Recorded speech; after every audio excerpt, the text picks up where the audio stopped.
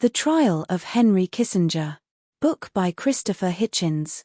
Audiobook presented by the Learner's Library. Contents. Preface. Introduction. Curtain raiser. The Secret of 68. Indochina. A sample of cases. Kissinger's war crimes in Indochina, Bangladesh. 1 genocide, 1 coup, and 1 assassination. Chile. Preface. It will become clear, and may as well be stated at the outset, that this book is written by a political opponent of Henry Kissinger. Nonetheless, I have found myself continually amazed at how much hostile and discreditable material I have felt compelled to omit. I am concerned only with those Kissingerian offenses that might or should form the basis of a legal prosecution, for war crimes, for crimes against humanity, and for offenses against common or customary or international law, including conspiracy to commit murder, kidnap and torture.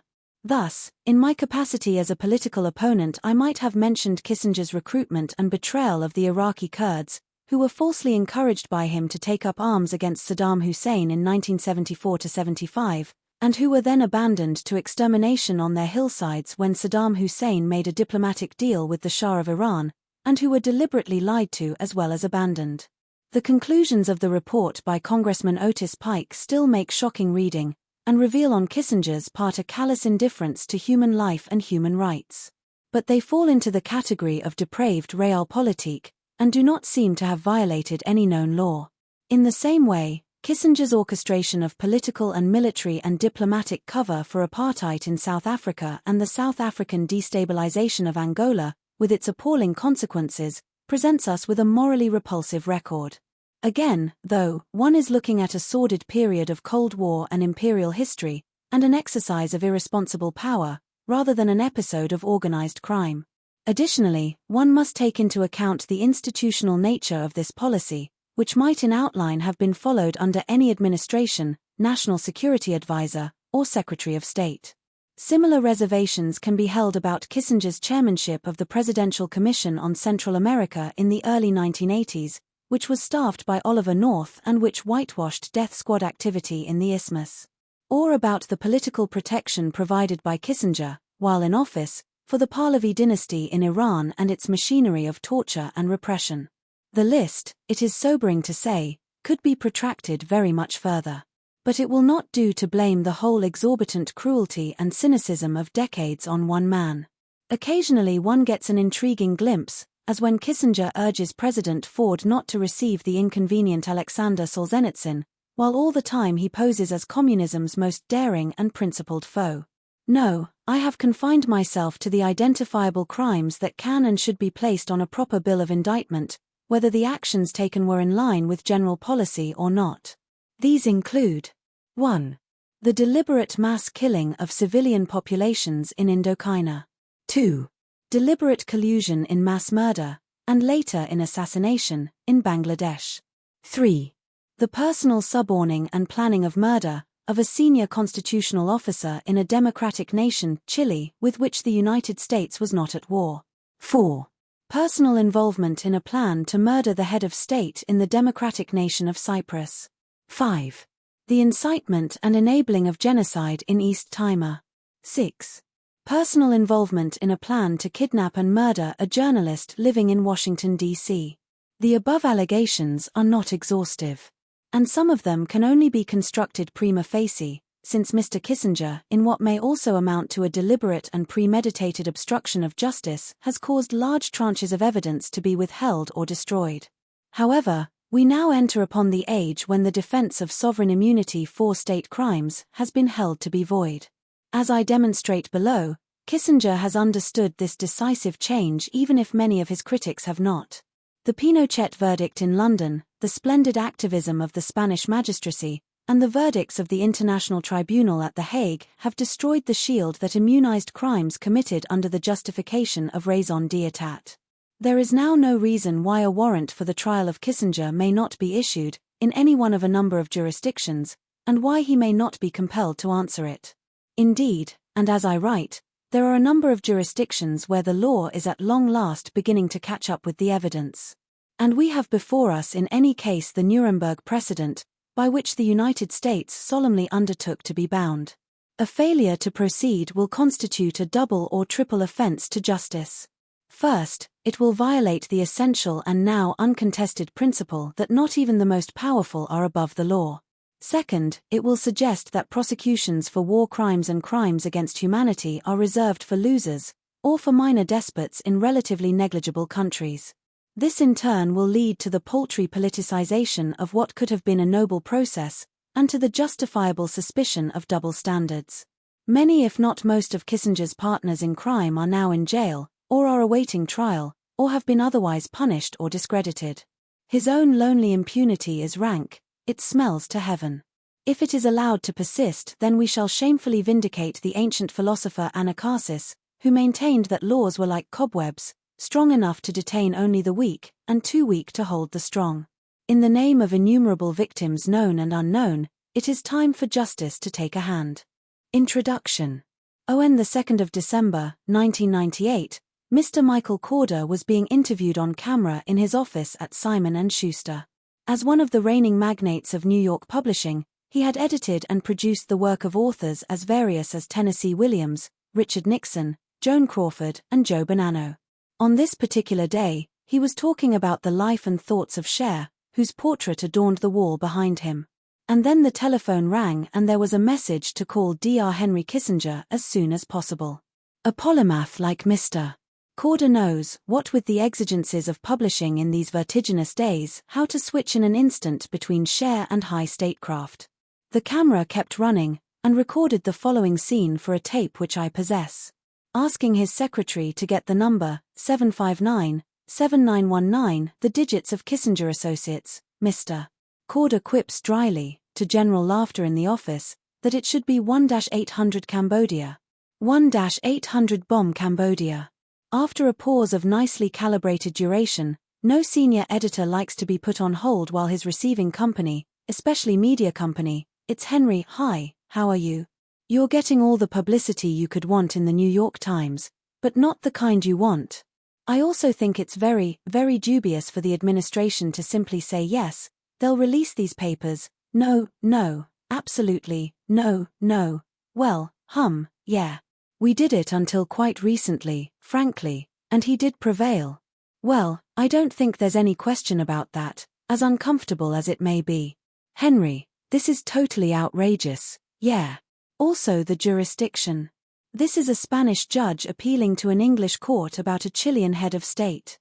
So it's it. Also Spain has no rational jurisdiction over events in Chile anyway, so that makes absolutely no sense. Well, that's probably true. If you would. I think that would be by far and away the best. Right, yeah, no, I think it's exactly what you should do, and I think it should be long, and I think it should end with your father's letter. I think it's a very important document. Yes, but I think the letter is wonderful, and central to the entire book. Can you let me read the Lebanon chapter over the weekend? At this point the conversation ends, with some jocular observations by Mr. Korda about his upcoming colonoscopy, a totally repulsive procedure. By means of the same tiny internal camera, or its forensic equivalent, one could deduce not a little about the world of Henry Kissinger from this microcosmic exchange. The first and most important thing is this. Sitting in his office at Kissinger Associates, with its tentacles of business and consultancy stretching from Belgrade to Beijing, and cushioned by innumerable other directorships and boards, he still shudders when he hears of the arrest of a dictator. Syncopated the conversation with Mr. Korda may be, but it's clear that the keyword is jurisdiction. What had the New York Times been reporting that fine morning? On that too. December 1998, its front page carried the following report from Tim Weiner, the paper's national security correspondent in Washington. Under the headline U.S. will release files on crimes under Pinochet, he wrote. Treading into a political and diplomatic confrontation it tried to avoid, the United States decided today to declassify some secret documents on the killings and torture committed during the dictatorship of Augusto Pinochet in Chile. The decision to release such documents is the first sign that the United States will cooperate in the case against General Pinochet. Clinton administration officials said they believed the benefits of openness in human rights cases outweighed the risks to national security in this case. But the decision could open a can of worms, in the words of a former Central Intelligence Agency official stationed in Chile, exposing the depth of the knowledge that the United States had about crimes charged against the Pinochet government.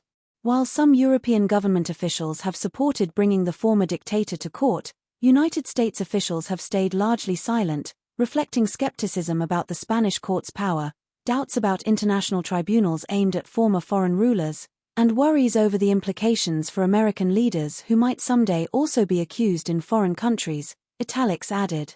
President Richard M. Nixon and Henry A. Kissinger, who served as his national security advisor and Secretary of State, supported a right-wing coup in Chile in the early 1970s, previously declassified documents show. But many of the actions of the United States during the 1973 coup, and much of what American leaders and intelligence services did in liaison with the Pinochet government after it seized power, remain under the seal of national security. The secret files on the Pinochet regime are held by the CIA, the Defense Intelligence Agency, the State Department, the Pentagon, the National Security Council, the National Archives, the presidential libraries of Gerald R. Ford and Timmy Carter, and other government agencies.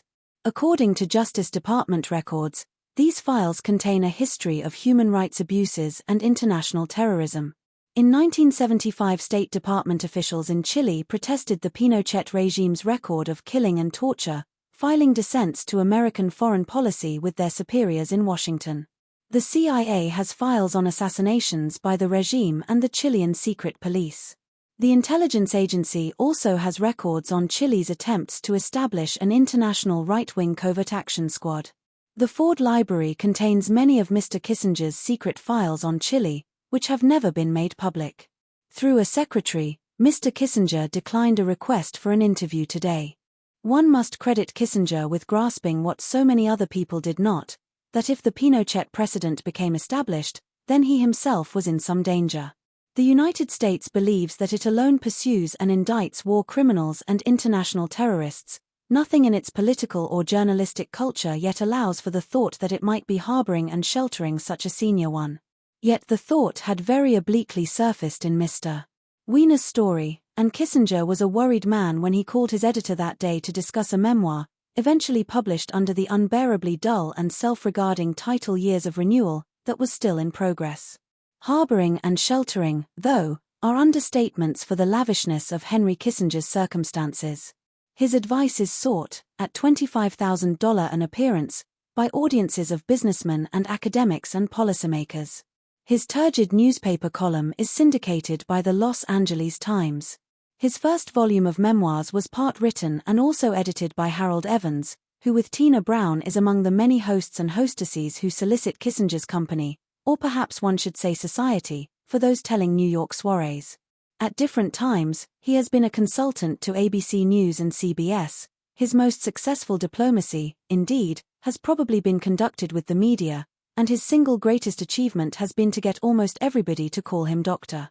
Fawned on by Ted Koppel, sought out by corporations and despots with image problems or failures of communication, and given respectful attention by presidential candidates and those whose task it is to mold their global vision, this man wants for little in the pathetic universe that the self-esteem industry exists to serve. Of whom else would Norman Podhoretz write, in a bended knee encomium to years of upheaval? What we have here is writing of the very highest order. It is writing that is equally at ease in portraiture and abstract analysis, that can shape a narrative as skillfully as it can paint a scene, that can achieve marvels of compression while moving at an expansive and leisurely pace. It is writing that can shift without strain or falsity of tone from the gravitas befitting a book about great historical events to the humor and irony dictated by an unfailing sense of human proportion. A critic who can suck like that, as was once dryly said by one of my moral tutors, need never dine alone. And nor need his subject. Except that, every now and then, the recipient, and donor, of so much sycophancy feels a tremor of anxiety. He leaves the well-furnished table and scurries to the bathroom. Is it perhaps another disclosure on a newly released Nixon tape? Some stray news from Indonesia, portending the fall or imprisonment of another patron, and perhaps the escape of an awkward document or two? The arrest or indictment of a torturer or assassin, the expiry of the statute of secrecy for some obscure cabinet papers in a faraway country, any one of these can instantly spoil his day. As we see from the Corder tape, Kissinger cannot open the morning paper with the assurance of tranquility. Because he knows what others can only suspect, or guess at. He knows. And he is a prisoner of the knowledge as, to some extent, are we.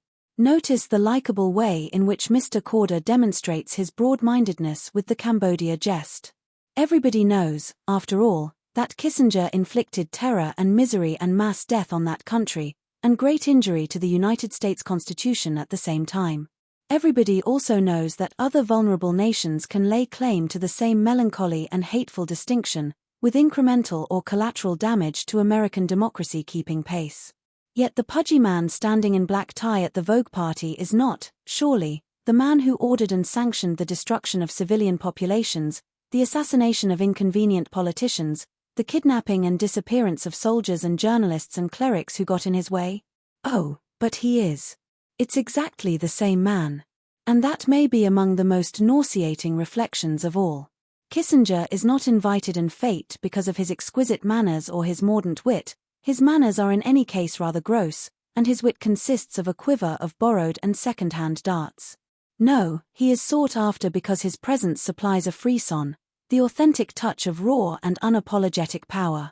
There's a slight guilty nervousness on the edge of Mr. Corder's gag about the indescribable sufferings of Indochina. And I've noticed, time and again standing at the back of the audience during Kissinger speeches, that laughter of the nervous, uneasy kind is the sort of laughter he likes to provoke. In exacting this tribute, he flaunts not the aphrodisiac of power, another of his plagiarized bong marts, but its pornography. 1. Curtain Raiser, The Secret of 68. There exists, within the political class of Washington, D.C., an open secret that is too momentous and too awful to tell. Though it is well known to academic historians, senior reporters, former cabinet members and ex-diplomats, it has never been summarized all at one time in any one place. The reason for this is, on first viewing, paradoxical. The open secret is in the possession of both major political parties, and it directly implicates the past statecraft of at least 3 former presidencies. Thus, its full disclosure would be in the interest of no particular faction. Its truth is therefore the guarantee of its obscurity. It lies like Poe's purloined letter across the very aisle that signifies bipartisanship. Here is the secret in plain words. In the fall of 1968, Richard Nixon and some of his emissaries and underlings set out to sabotage the Paris peace negotiations on Vietnam. The means they chose were simple. They privately assured the South Vietnamese military rulers that an incoming Republican regime would offer them a better deal than would a Democratic one. In this way, they undercut both the talks themselves and the electoral strategy of Vice President Hubert Humphrey. The tactic worked, in that the South Vietnamese junta withdrew from the talks on the eve of the election, thereby destroying the peace plank on which the Democrats had contested it. In another way, it did not work, because 4 years later the Nixon administration concluded the war on the same terms that had been on offer in Paris. The reason for the dead silence that still surrounds the question is that, in those intervening 4 years, some 20,000 Americans and an uncalculated number of Vietnamese, Cambodians and Laotians lost their lives. Lost them, that is to say, even more pointlessly than had those slain up to that point. The impact of those 4 years on Indochinese society, and on American democracy, is beyond computation. The chief beneficiary of the covert action, and of the subsequent slaughter, was Henry Kissinger. I can already hear the guardians of consensus scraping their blunted quills to describe this as a conspiracy theory. I happily accept the challenge. Let us take, first, the White House Journal of that renowned conspirator and theorist of conspiracy, H.R. Haldeman, published in May 1994. Choose to start with this for 2 reasons. First, because, on the logical inference of evidence against interest, it is improbable that Mr. Haldeman would supply evidence of his knowledge of a crime unless he was, posthumously, telling the truth. Second, because it is possible to trace back each of his entries to its origin in other documented sources. In January 1973, the Nixon-Kissinger administration, for which Mr. Haldeman took the minutes, was heavily engaged on 2 fronts. In Paris, Henry Kissinger was striving to negotiate peace with honor in Vietnam. In Washington, D.C., the web of evidence against the Watergate burglars and buggers was beginning to tighten. On the 8th of January, 1973, Haldeman records. John Dean, called to report on the Watergate trials, says that if we can prove in any way by hard evidence that our campaign plane was bugged in '68, he thinks that we could use that as a basis to say we're going to force Congress to go back and investigate '68 as well as '72, and thus turn them off. 3 days later, on the 11th of January, 1973, Haldeman hears from Nixon, the P, as the diaries call him. On the Watergate question, he wanted me to talk to Attorney General John Mitchell and have him find out from Deke DeLoach of the FBI if the guy who did the bugging on us in 1968 is still at the FBI, and then FBI Acting Director Patrick Gray should nail him with a lie detector and get it settled, which would give us the evidence we need. He also thinks I ought to move with George Christian, President Johnson's former press secretary, then working with Democrats for Nixon, get LBJ to use his influence to turn off the Hill investigation with Califano, Hubert, and so on. Later in the day, he decided that wasn't such a good idea, and told me not to do it, which I fortunately hadn't done. On the same day, Haldeman reports Henry Kissinger calling excitedly from Paris, saying he'll do the signing in Paris rather than Hanoi, which is the key thing. He speaks also of getting South Vietnam's President Thieu to go along. On the following day, the P also got back on the Watergate thing today, making the point that I should talk to Connolly about the Johnson bugging process to get his judgment as to how to handle it. He wonders if we shouldn't just have Andreas go in and scare Hubert. The problem in going at LBJ is how he'd react, and we need to find out from DeLoach who did it, and then run a lie detector on him. I talked to Mitchell on the phone on this subject and he said DeLoach had told him he was up to date on the thing because he had a call from Texas. A Star reporter was making an inquiry in the last week or so, and LBJ got very hot and called Deke DeLoach, and said to him that if the Nixon people are going to play with this, that he would release deleted material, national security, saying that our side was asking that certain things be done. By our side, I assume he means the Nixon campaign organization. DeLoach took this as a direct threat from Johnson. As he recalls it, bugging was requested on the planes, but was turned down, and all they did was check the phone calls, and put a tap on the Dragon Lady, Mrs. Anna Chennault. This bureaucratic prose may be hard to read, but it needs no cipher to decode itself. Under intense pressure about the bugging of the Watergate building, Nixon instructed his Chief of Staff Haldeman, and his FBI contact Deke DeLoach, to unmask the bugging to which his own campaign had been subjected in 1968. He also sounded out former President Johnson, through former senior Democrats like Governor John Connolly, to gauge what his reaction to the disclosure might be. The aim was to show that everybody does it. By another bipartisan paradox, in Washington the slogan "they all do it" is used as a slogan for the defense rather than, as one might hope, for the prosecution. However, a problem presented itself at once. How to reveal the 1968 bugging without at the same time revealing what that bugging had been about? Hence the second thoughts. That wasn't such a good idea. In his excellent introduction to the Haldeman Diaries, Nixon's biographer Professor Stephen Ambrose characterizes the 1973 approach to Lyndon Johnson as prospective blackmail, designed to exert backstairs pressure to close down a congressional inquiry. But he also suggests that Johnson, himself no pushover, had some blackmail ammunition of his own. As Professor Ambrose phrases it, the Haldeman Diaries had been vetted by the National Security Council, NSC, and the bracketed deletion cited above is the only place in the book where an example is given of a deletion by the NSC during the Carter administration. 8 days later Nixon was inaugurated for his second term. 10 days later Johnson died of a heart attack. What Johnson had on Nixon I suppose we'll never know. The professor's conclusion here is arguably too tentative. There is a well-understood principle known as mutual assured destruction, whereby both sides possess more than enough material with which to annihilate the other. The answer to the question of what the Johnson administration had on Nixon is a relatively easy one. It was given in a book entitled Counsel to the President, published in 1991. Its author was Clark Clifford, the quintessential blue-chip Washington insider, who was assisted in the writing by Richard Holbrooke, the former Assistant Secretary of State and Ambassador to the United Nations. In 1968, Clark Clifford was Secretary of Defense and Richard Holbrooke was a member of the United States negotiating team at the Vietnam peace talks in Paris. From his seat in the Pentagon, Clifford had actually been able to read the intelligence transcripts that picked up and recorded what he terms a secret personal channel between President Thieu in Saigon and the Nixon campaign. The chief interlocutor at the American end was John Mitchell, then Nixon's campaign manager and subsequently Attorney General, and subsequently prisoner number 24,171 to 157 in the Alabama correctional system.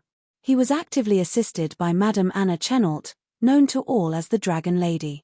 A fierce veteran of the Taiwan lobby and all-purpose right-wing intriguer, she was a social and political force in the Washington of her day and would rate a biography on her own. Clifford describes a private meeting at which he, President Johnson, Secretary of State Dean Rusk, and National Security Advisor Walt Rostow were present. Hawkish to a man, they kept Vice President Humphrey out of the loop. But, hawkish as they were appalled at the evidence of Nixon's treachery. They nonetheless decided not to go public with what they knew. Clifford says that this was because the disclosure would have ruined the Paris talks altogether. He could have added that it would have created a crisis of public confidence in United States institutions. There are some things that the voters can't be trusted to know. And, even though the bugging had been legal, it might not have looked like fair play. The Logan Act prohibits any American from conducting private diplomacy with a foreign power, but it is not very rigorously or consistently enforced. In the event, Thieu pulled out of the negotiations anyway, ruining them just 2 days before the election. Clifford is in no doubt of the advice on which he did so. The activities of the Nixon team went far beyond the bounds of justifiable political combat. It constituted direct interference in the activities of the executive branch and the responsibilities of the chief executive, the only people with authority to negotiate on behalf of the nation. The activities of the Nixon campaign constituted a gross, even potentially illegal, interference in the security affairs of the nation by private individuals.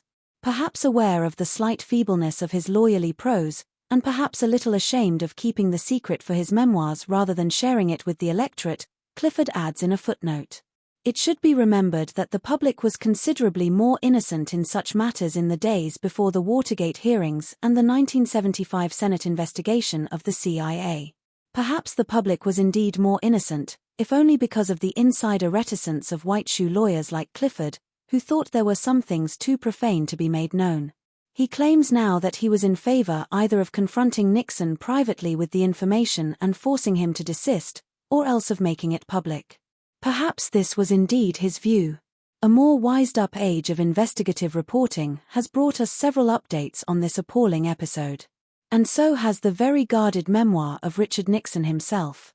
More than one back channel was required for the Republican destabilization of the Paris peace talks. There had to be secret communications between Nixon and the South Vietnamese, as we have seen. But there also had to be an informant inside the incumbent administration's camp, a source of hints and tips and early warnings of official intentions. That informant was Henry Kissinger. In Nixon's own account, R.N., The Memoirs of Richard Nixon, the disgraced elder statesman tells us that, in mid-September 1968, he received private word of a planned bombing halt. In other words, the Johnson administration would, for the sake of the negotiations, consider suspending its aerial bombardment of North Vietnam. This most useful advance intelligence, Nixon tells us, came through a highly unusual channel. It was more unusual even than he acknowledged. Kissinger had until then been a devoted partisan of Nelson Rockefeller, the matchlessly wealthy prince of liberal republicanism. His contempt for the person and the policies of Richard Nixon was undisguised. Indeed, President Johnson's Paris negotiators, led by Averell Harriman, considered Kissinger to be almost one of themselves. He had made himself helpful as Rockefeller's chief foreign policy advisor by supplying French intermediaries with their own contacts in Hanoi. Henry was the only person outside of the government we were authorized to discuss the negotiations with, says Richard Holbrooke. We trusted him. It is not stretching the truth to say that the Nixon campaign had a secret source within the U.S. negotiating team. So the likelihood of a bombing halt, wrote Nixon, came as no real surprise to me. He added, I told Haldeman that Mitchell should continue as liaison with Kissinger and that we should honor his desire to keep his role completely confidential. It is impossible that Nixon was unaware of his campaign manager's parallel role in colluding with a foreign power. Thus began what was effectively a domestic covert operation, directed simultaneously at the thwarting of the talks and the embarrassment of the Hubert Humphrey campaign. Later in the month, on the 26th of September to be precise, and as recorded by Nixon in his memoirs, Kissinger called again. He said that he had just returned from Paris, where he had picked up word that something big was afoot regarding Vietnam. He advised that if I had anything to say about Vietnam during the following week, I should avoid any new ideas or proposals. On the same day, Nixon declined a challenge from Humphrey for a direct debate. On the 12th of October, Kissinger once again made contact, suggesting that a bombing halt might be announced as soon as the 23rd of October. And so it might have been. Except that for some reason, every time the North Vietnamese side came closer to agreement, the South Vietnamese increased their own demands. We now know why and how that was, and how the two halves of the strategy were knit together. As far back as July, Nixon had met quietly in New York with the South Vietnamese ambassador, Bui Diem. The contact had been arranged by Anna Chennault. Bugging of the South Vietnamese offices in Washington, and surveillance of the Dragon Lady, showed how the ratchet operated. An intercepted cable from Diem to President Thieu on the fateful day of the 23rd of October had him saying, "Many Republican friends have contacted me and encouraged us to stand firm. They were alarmed by press reports to the effect that you had already softened your position." The wiretapping instructions went to one Cartha DeLoach, known as Deke to his associates, who was J. Edgar Hoover's FBI liaison officer to the White House. We met him, you may recall, in H.R. Haldeman's diaries. In 1999, the author Anthony Summers was finally able to gain access to the closed FBI file of intercepts of the Nixon campaign, which he published in his 2000 book The Arrogance of Power, The Secret World of Richard Nixon. He was also able to interview Anna Chennault. These two breakthroughs furnished him with what is vulgarly termed a smoking gun on the 1968 conspiracy. By the end of October 1968, John Mitchell had become so nervous about official surveillance that he ceased taking calls from Chennault. And President Johnson, in a conference call to the three candidates, Nixon, Humphrey, and Wallace, allegedly to brief them on the bombing halt, had strongly implied that he knew about the covert efforts to stymie his Vietnam diplomacy. This call created near panic in Nixon's inner circle and caused Mitchell to telephone Chennault at the Sheraton Park Hotel. He then asked her to call him back on a more secure line. "Anna," he told her, "I'm speaking on behalf of Mr. Nixon.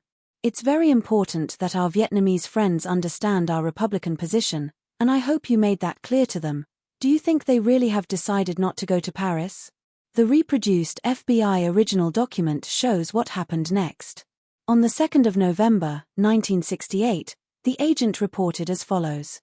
Mrs. Anna Chennault contacted Vietnamese Ambassador Bui Diem and advised him that she had received a message from her boss, not further identified, which her boss wanted her to give personally to the ambassador.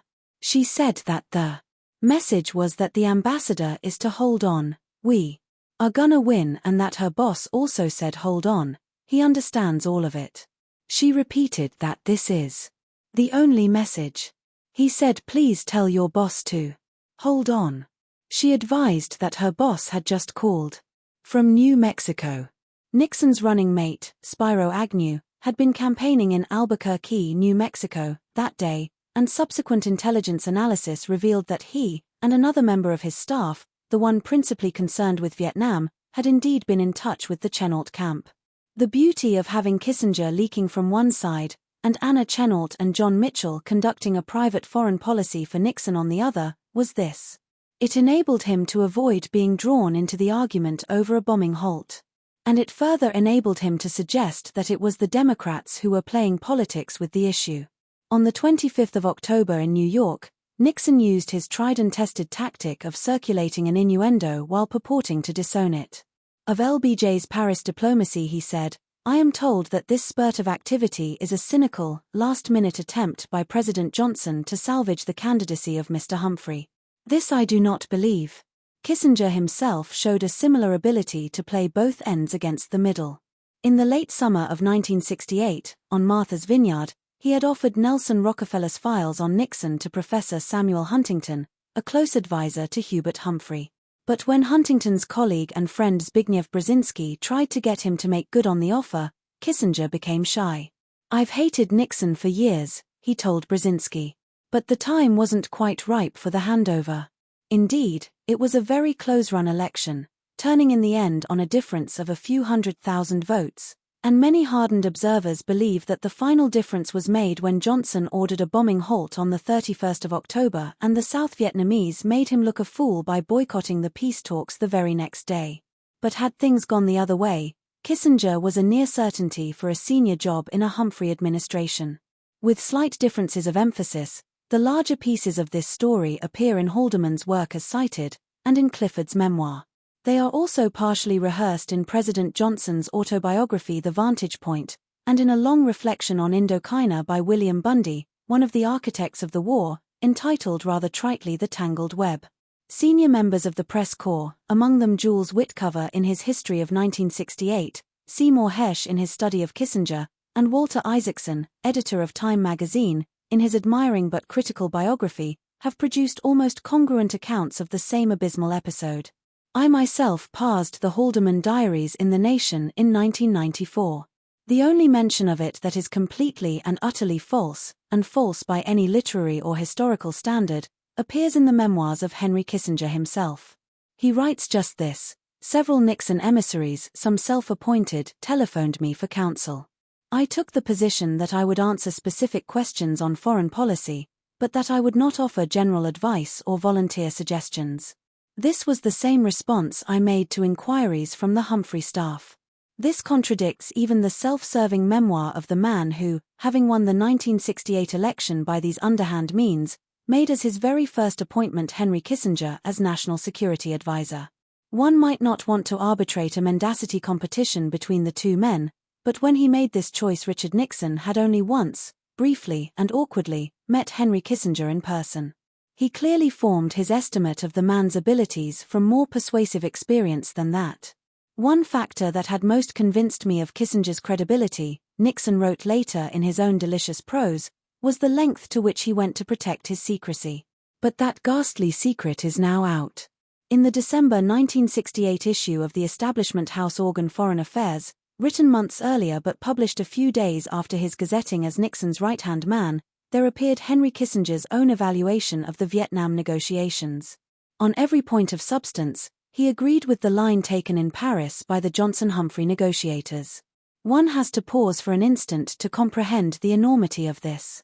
Kissinger had helped elect a man who had surreptitiously promised the South Vietnamese junta a better deal than they would get from the Democrats. The Saigon authorities then acted, as Bundy ruefully confirms, as if they did indeed have a deal. This meant, in the words of a later Nixon slogan, 4 more years. But 4 more years of an unwinnable and undeclared and murderous war, which was to spread before it burned out, and was to end on the same terms and conditions as had been on the table in the fall of 1968. This was what it took to promote Henry Kissinger. To promote him from being a mediocre and opportunist academic to becoming an international potentate. The signature qualities were there from the inaugural moment: the sycophancy and the duplicity, the power worship and the absence of scruple, the empty trading of old non-friends for new non-friends. And the distinctive effects were also present: the uncounted and expendable corpses, the official and unofficial lying about the cost, the heavy and pompous pseudo-indignation when unwelcome questions were asked. Kissinger's global career started as it meant to go on. It debauched the American Republic and American democracy, and it levied a hideous toll of casualties on weaker and more vulnerable societies.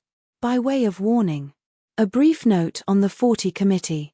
In many of the ensuing pages and episodes, I've found it essential to allude to the 40 Committee or the 40 Committee, the semi-clandestine body of which Henry Kissinger was the chairman between 1969 and 1976.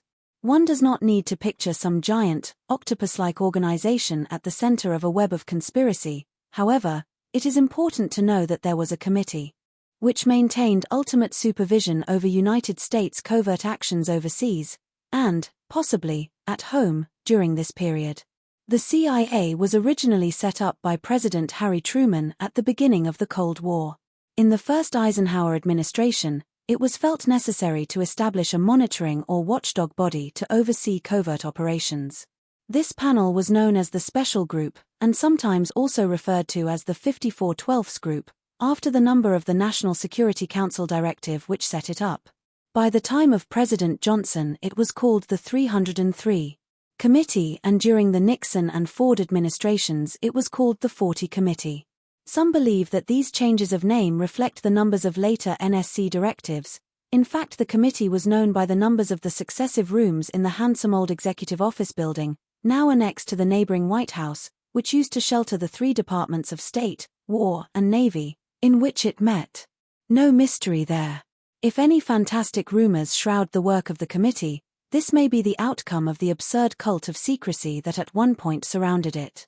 At Senate hearings in 1973, Senator Stuart Symington was questioning William Colby, then Director of Central Intelligence, about the origins and evolution of the supervisory group.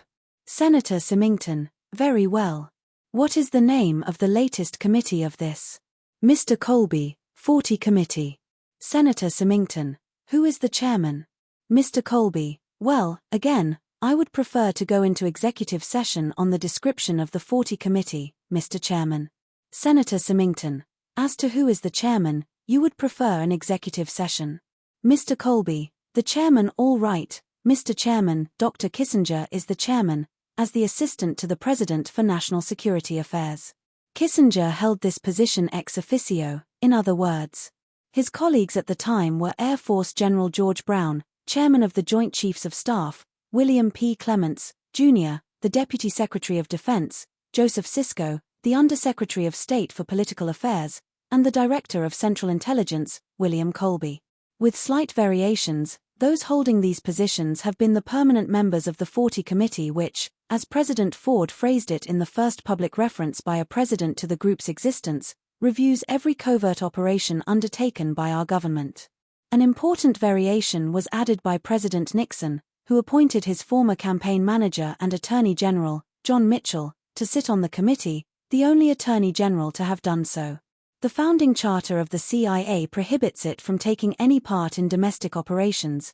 In January 1975, Attorney General Mitchell was convicted of numerous counts of perjury, obstruction, and conspiracy to cover up the Watergate burglary, which was carried out in part by former CIA operatives. He became the first Attorney General to serve time in jail. We have met Mr. Mitchell, in concert with Mr. Kissinger, before. The usefulness of this note, I hope and believe, is that it supplies a thread which will be found throughout this narrative. Whenever any major U.S. covert undertaking occurred between the years 1969 and 1976, Henry Kissinger may be at least presumed to have had direct knowledge of, and responsibility for, it. If he claims that he did not, then he is claiming not to have been doing a job to which he clung with great bureaucratic tenacity. And, whether or not he cares to accept the responsibility, the accountability is his in any case. 2. Indochina. Even while compelled to concentrate on brute realities, one must never lose sight of that element of the surreal that surrounds Henry Kissinger. Paying a visit to Vietnam in the middle 1960s, when many technocratic opportunists were still convinced that the war was worth fighting and could be won, the young Henry reserved judgment on the first point but developed considerable private doubts on the second. Empowered by Nelson Rockefeller with a virtual free hand to develop contacts of his own, he had gone so far as to involve himself with an initiative that extended to direct personal contact with Hanoi. He became friendly with two Frenchmen who had a direct line to the communist leadership in North Vietnam's capital. Raymond Aubrac, a French civil servant who was a friend of Ho Chi Minh, made common cause with Herbert Markovitch, a French biochemist, and began a series of trips to North Vietnam. On their return, they briefed Kissinger in Paris. He in his turn parlayed their information into high-level conversations in Washington, relaying the actual or potential negotiating positions of Pham Van Dong and other communist statesmen to Robert McNamara. In the result, the relentless bombing of the North made any bridge building impracticable. In particular, the now forgotten American destruction of the Paul Duma Bridge outraged the Vietnamese side. This weightless mid-position, which ultimately helped enable his double act in 1968, allowed Kissinger to ventriloquize Governor Rockefeller and to propose, by indirect means, a future detente with America's chief rivals. In his first major address as a candidate for the Republican nomination in 1968, Rockefeller spoke ringingly of how in a subtle triangle with Communist China and the Soviet Union, we can ultimately improve our relations with each. As we test the will for peace of both, this foreshadowing of a later Kissinger strategy might appear at first reading to illustrate prescience. But Governor Rockefeller had no more reason than Vice President Humphrey to suppose that his ambitious staffer would defect to the Nixon camp, risking and postponing this same detente in order later to take credit for a debased simulacrum of it. Morally speaking, Kissinger treated the concept of superpower rapprochement in the same way as he treated the concept of a negotiated settlement in Vietnam, as something contingent to his own needs. There was a time to feign support of it, and a time to denounce it as weak-minded and treacherous. And there was a time to take credit for it. Some of those who followed orders in Indochina may lay a claim to that notoriously weak defense. Some who even issued the orders may now tell us that they were acting sincerely at the time. But Kissinger cannot avail himself of this alibi. He always knew what he was doing, and he embarked upon a second round of protracted warfare, having knowingly helped to destroy an alternative which he always understood was possible. This increases the gravity of the charge against him. It also prepares us for his improvised and retrospective defense against that charge that his immense depredations eventually led to peace. When he falsely and prematurely announced that peace is now at hand in October 1972, he made a boastful claim that could have been genuinely, and much less bloodily, made in 1967. And when he claimed credit for subsequent superpower contacts, he was announcing the result of a secret and corrupt diplomacy that had originally been proposed as an open and democratic one. In the meantime, he had illegally eavesdropped and shadowed American citizens and public servants whose misgivings about the war, and about unconstitutional authority, were mild compared to those of Messrs. Aubrac and Markovich. In establishing what lawyers call the mens rea, we can say that in Kissinger's case he was fully aware of, and is entirely accountable for, his own actions. Upon taking office at Richard Nixon's side in the winter of 1968, it was Kissinger's task to be plus royalist que le roi in two respects. He had to confit a rationale of credibility for punitive action in an already devastated Vietnamese theater, and he had to second his principal's wish that he form part of a wall between the Nixon White House and the Department of State. The term two-track was later to become commonplace. Kissinger's position on both tracks, of promiscuous violence abroad and flagrant illegality at home, was decided from the start. He does not seem to have lacked relish for either commitment. One hopes faintly that this was not the first twinge of the aphrodisiac. President Johnson's bombing halt had not lasted long by any standards, even if one remembers that its original conciliatory purpose had been sordidly undercut. Avril Harriman, who had been LBJ's chief negotiator in Paris, later testified to Congress that the North Vietnamese had withdrawn 90% of their forces from the northern two provinces of South Vietnam, in October-November 1968, in accordance with the agreement of which the halt might have formed a part. In the new context, however, this withdrawal could be interpreted as a sign of weakness, or even as a light at the end of the tunnel. The historical record of the Indochina War is voluminous, and the resulting controversy no less so. However, this does not prevent the following of a consistent thread. Once the war had been unnaturally and undemocratically prolonged, more exorbitant methods were required to fight it and more fantastic excuses had to be fabricated to justify it. Let us take 4 separate but connected cases in which the civilian population was deliberately exposed to indiscriminate lethal force, in which the customary laws of war and neutrality were violated, and in which conscious lies had to be told in order to conceal these facts, and others. The first such case is an example of what Vietnam might have been spared had not the 1968 Paris peace talks been sabotaged. In December 1968, during the transition period between the Johnson and Nixon administrations, the United States Military Command turned to what General Creighton Abrams termed total war against the infrastructure of the Viet Cong NLF insurgency. The chief exhibit in this campaign was a 6-month clearance of the Mekong Delta province of Kien Hoa. The code name for the sweep was Operation Speedy Express. See pages 30 to 33. It might, in some realm of theory, be remotely conceivable that such tactics could be justified under the international laws and charters governing the sovereign rights of self-defense. But no nation capable of deploying the overwhelming and annihilating force described below would be likely to find itself on the defensive. And it would be least of all likely to find itself on the defensive on its own soil. So the Nixon-Kissinger administration was not, except in one unusual sense, fighting for survival. The unusual sense in which its survival was at stake is set out, yet again, in the stark posthumous testimony of H.R. Haldeman. From his roost at Nixon's side he describes a Kissingerian moment on the 15th of December, 1970. Kissinger came in and the discussion covered some of the general thinking about Vietnam and the PS Big Peace Plan for next year, which K later told me he does not favor. He thinks that any pullout next year would be a serious mistake because the adverse reaction to it could set in well before the 72 elections. He favors instead a continued winding down and then a pullout right at the fall of 72 so that if any bad results follow they will be too late to affect the election. One could hardly wish for it to be more plainly put than that. And put, furthermore, by one of Nixon's chief partisans with no wish to discredit the re-election. But in point of fact Kissinger himself admits to almost as much in his own first volume of memoirs, The White House Years. The context is a meeting with General de Gaulle in which the old warrior demanded to know by what right the Nixon administration subjected Indochina to devastating bombardment. In his own account, Kissinger replies that a sudden withdrawal might give us a credibility problem. When asked where, Kissinger hazily proposed the Middle East.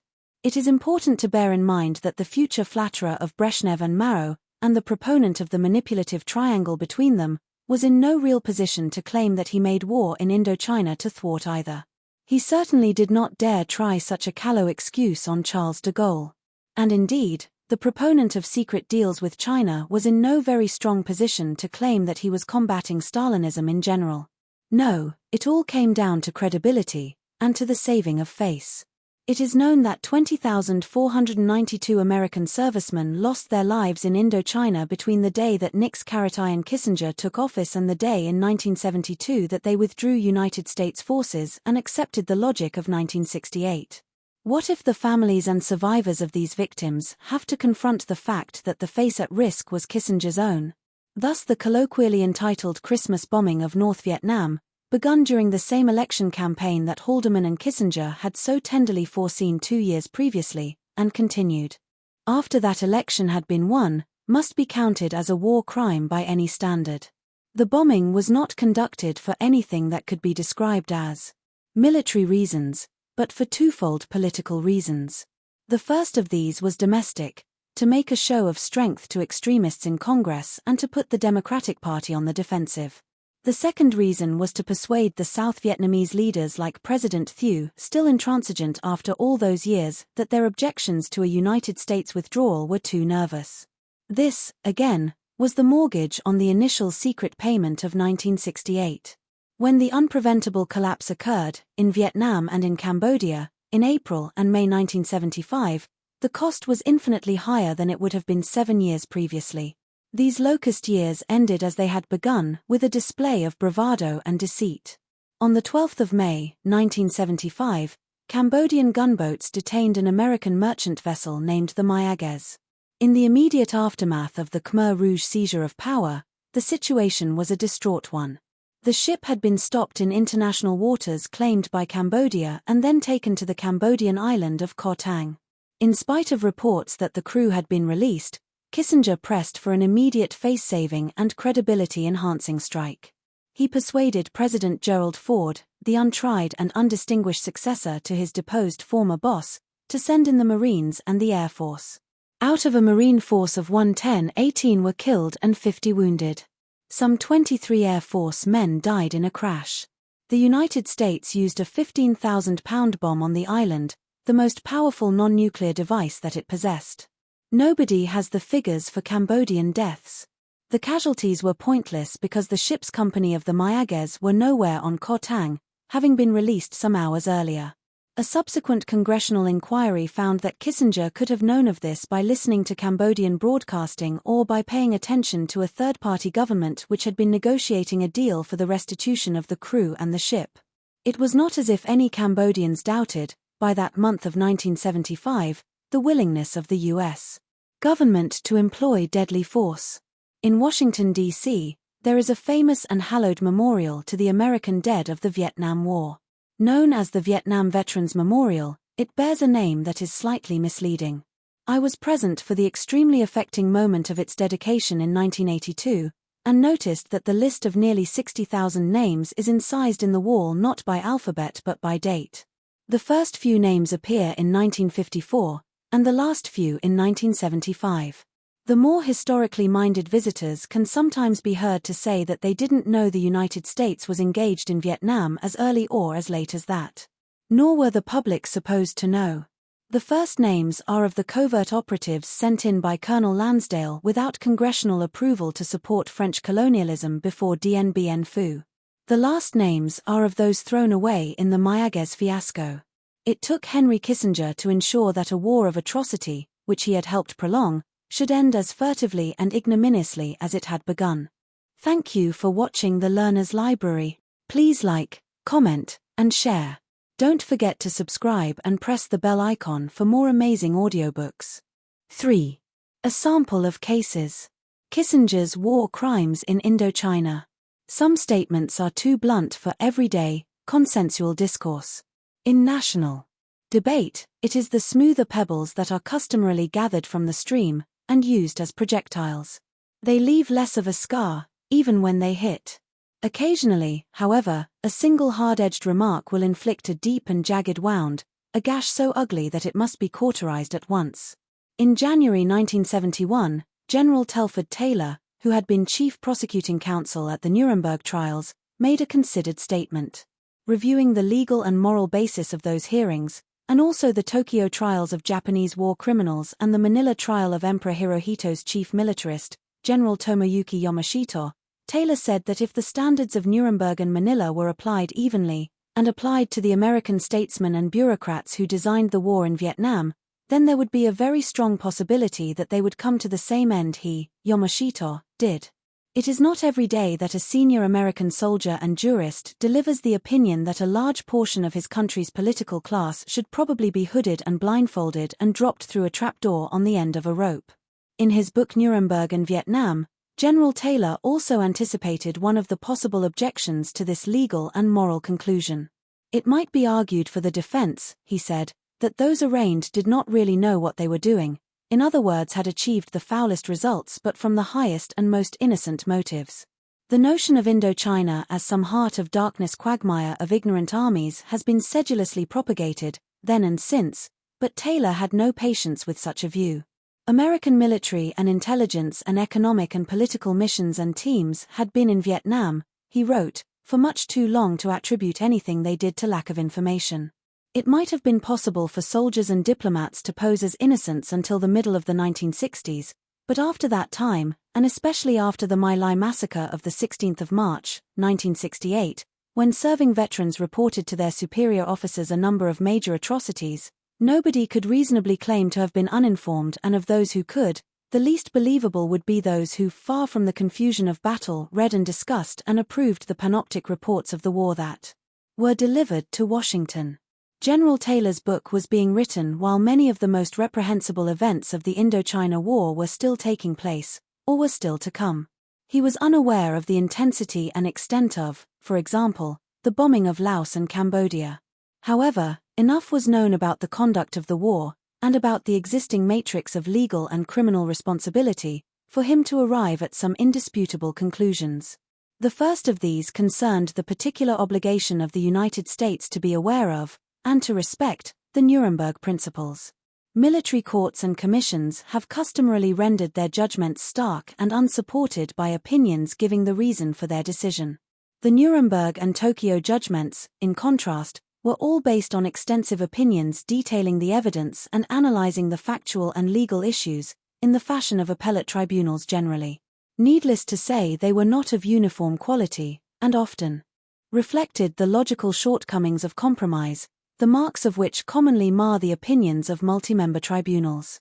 But the process was professional in a way seldom achieved in military courts, and the records and judgments in these trials provided a much-needed foundation for a corpus of judge-made international penal law. The results of the trials commended themselves to the newly formed United Nations, and on December 11, 1946, the General Assembly adopted a resolution affirming the principles of international law recognized by the Charter of the Nuremberg Tribunal and the judgment of the tribunal.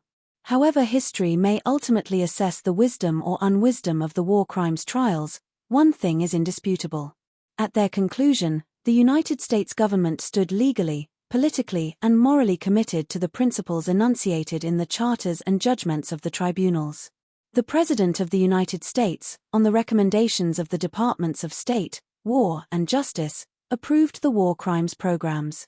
30 or more American judges, drawn from the appellate benches of the states from Massachusetts to Oregon and Minnesota to Georgia, conducted the later Nuremberg trials and wrote the opinions. General Douglas MacArthur, under authority of the Far Eastern Commission, established the Tokyo Tribunal and confirmed the sentences it imposed, and it was under his authority as the highest American military officer in the Far East that the Yamashita and other such proceedings were held. The United States delegation to the United Nations presented the resolution by which the General Assembly endorsed the Nuremberg Principles. Thus the integrity of the nation is staked on those principles, and today the question is how they apply to our conduct of the war in Vietnam, and whether the United States government is prepared to face the consequences of their application. Facing and cogitating these consequences himself, General Telford Taylor took issue with another United States officer, Colonel William Corson, who had written that regardless of the outcome of the My Lai courts-martial and other legal actions, the point remains that American judgment as to the effective prosecution of the war was faulty from beginning to end and that the atrocities, alleged or otherwise, are a result of failure of judgment, not criminal behavior. To this Telford responded thus: Colonel Corson overlooks, I fear, that negligent homicide is generally a crime of bad judgment rather than evil intent. Perhaps he is right in the strictly causal sense that if there had been no failure of judgment, the occasion for criminal conduct would not have arisen. The Germans in occupied Europe made gross errors of judgment which no doubt created the conditions in which the slaughter of the inhabitants of Klissura, a Greek village annihilated during the occupation, occurred, but that did not make the killings any the less criminal. Referring this question to the chain of command in the field, General Taylor noted further that the senior officer corps had been more or less constantly in Vietnam, and splendidly equipped with helicopters and other aircraft, which gave them a degree of mobility unprecedented in earlier wars, and consequently endowed them with every opportunity to keep the course of the fighting and its consequences under close and constant observation. Communications were generally rapid and efficient, so that the flow of information and orders was unimpeded. These circumstances are in sharp contrast to those that confronted General Yamashita in 1944 and 1945, with his troops reeling back in disarray before the oncoming American military powerhouse. For failure to control his troops so as to prevent the atrocities they committed, Brigadier Generals Egbert F. Bulleen and Morris Handwerk and Major Generals James A. Lester, Leo Donovan, and Russell B. Reynolds found him guilty of violating the laws of war and sentenced him to death by hanging. Nor did General Taylor omit the crucial link between the military command and its political supervision. This was again a much closer and more immediate relation in the American-Vietnamese instance than in the Japanese-Filipino one, as the regular contact between, say, General Creighton Abrams and Henry Kissinger makes clear how much the President and his close advisers in the White House, Pentagon, and Foggy Bottom knew about the volume and cause of civilian casualties in Vietnam, and the physical devastation of the countryside, is speculative.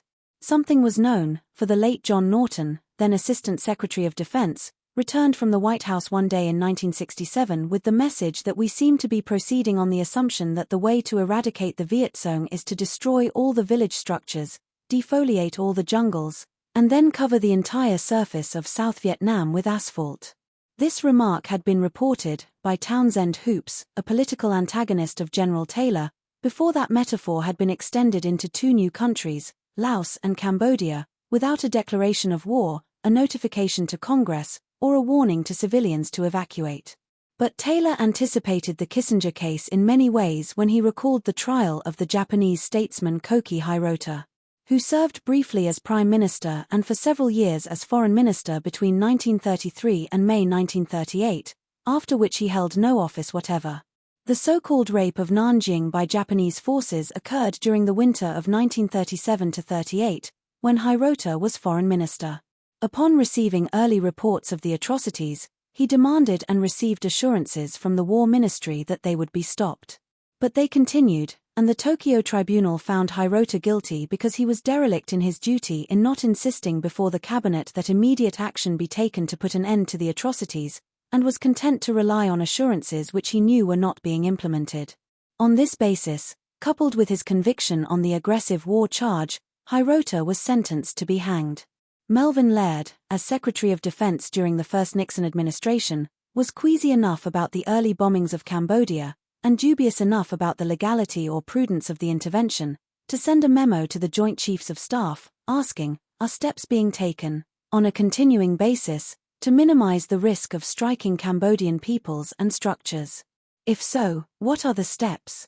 Are we reasonably sure such steps are effective?" There is no evidence of Henry Kissinger, as National Security Advisor or Secretary of State, ever seeking even such modest assurances.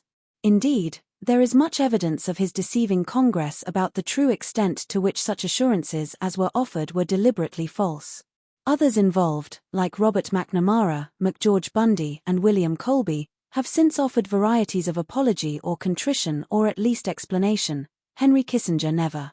General Taylor described the practice of airstrikes against hamlets suspected of harboring Vietnamese guerrillas as flagrant violations of the Geneva Convention on Civilian Protection, which prohibits collective penalties and reprisals against protected persons and equally in violation of the rules of land warfare. He was writing before this atrocious precedent had been extended to reprisal raids that treated two whole countries, Laos and Cambodia, as if they were disposable hamlets. For Henry Kissinger, no great believer in the boastful claims of the warmakers in the first place, a special degree of responsibility attaches. Not only did he have good reason to know that field commanders were exaggerating successes and claiming all dead bodies as enemy soldiers, a commonplace piece of knowledge after the spring of 1968, but he also knew that the issue of the war had been settled politically and diplomatically, for all intents and purposes, before he became National Security Advisor. Thus he had to know that every additional casualty, on either side, was not just a death but an avoidable death. And with this knowledge, and with a strong sense of the domestic and personal political profit, he urged the expansion of the war into two neutral countries, violating international law while persisting in a breathtakingly high level of attrition in Vietnam itself. From a huge range of possible examples, I have chosen cases which involve Kissinger directly and in which I have myself been able to interview surviving witnesses. The first, as foreshadowed above, is Operation Speedy Express. My friend and colleague Kevin Buckley, then a much-admired correspondent and Saigon bureau chief for Newsweek, became interested in the pacification campaign which bore this breezy code name. Designed in the closing days of the Johnson-Humphrey administration, it was put into full effect in the first 6 months of 1969, when Henry Kissinger had assumed much authority over the conduct of the war. The objective was the disciplining, on behalf of the Thieu government, of the turbulent Mekong Delta province of Kien Hoa.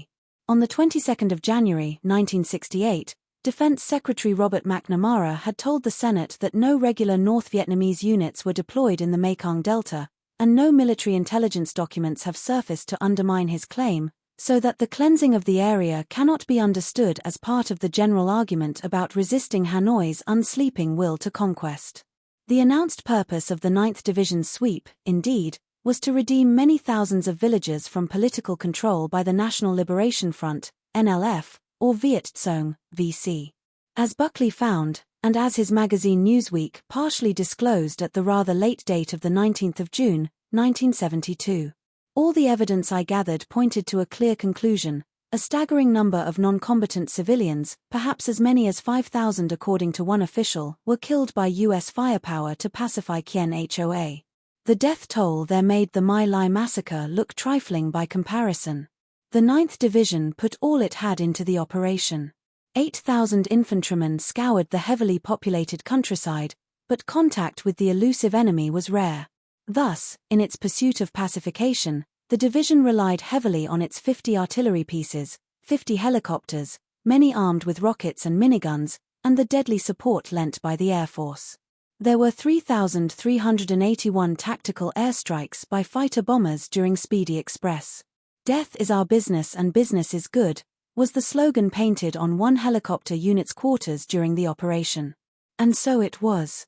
Cumulative statistics for Speedy Express show that 10,899 enemy were killed. In the month of March alone, over 3,000 enemy troops were killed, which is the largest monthly total for any American division in the Vietnam War, said the division's official magazine. When asked to account for the enormous body counts, a division senior officer explained that helicopter gun crews often caught unarmed enemy in open fields. "There is overwhelming evidence that virtually all the Viet Cong were well armed. Simple civilians were, of course, not armed. And the enormous discrepancy between the body count, 11,000, and the number of captured weapons, 748, is hard to explain except by the conclusion that many victims were unarmed innocent civilians. The people who still live in pacified Kien Hoa all have vivid recollections of the devastation that American firepower brought to their lives in early 1969. Virtually every person to whom I spoke had suffered in some way. There were 5,000 people in our village before 1969, but there were none in 1970. One village elder told me. The Americans destroyed every house with artillery, airstrikes, or by burning them down with cigarette lighters. About 100 people were killed by bombing, others were wounded and others became refugees. Many were children killed by concussion from the bombs which their small bodies could not withstand, even if they were hiding underground. Other officials, including the village police chief, corroborated the man's testimony. I could not, of course, reach every village. But in each of the many places where I went, the testimony was the same: 100 killed here, 200 killed there. Other notes by Buckley and his friend and collaborator Alex Shimkin, a worker for International Voluntary Services who was later killed in the war, discovered the same telltale evidence in hospital statistics. In March 1969, the hospital at Ben Tre reported 343 patients injured by friendly fire and 25 by the enemy, an astonishing statistic for a government facility to record in a guerrilla war where suspected membership of the Viet Cong could mean death.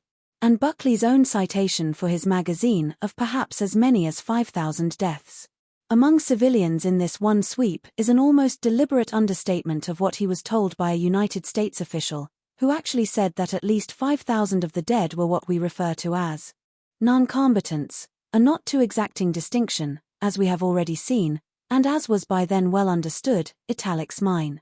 Well understood, that is to say, not just by those who opposed the war but by those who were conducting it. As one United States official put it to Buckley, the actions of the 9th Division in inflicting civilian casualties were worse than my lie. The sum total of what the 9th did was overwhelming. In sum, the horror was worse than my lie. But with the 9th, the civilian casualties came in dribbles and were pieced out over a long time.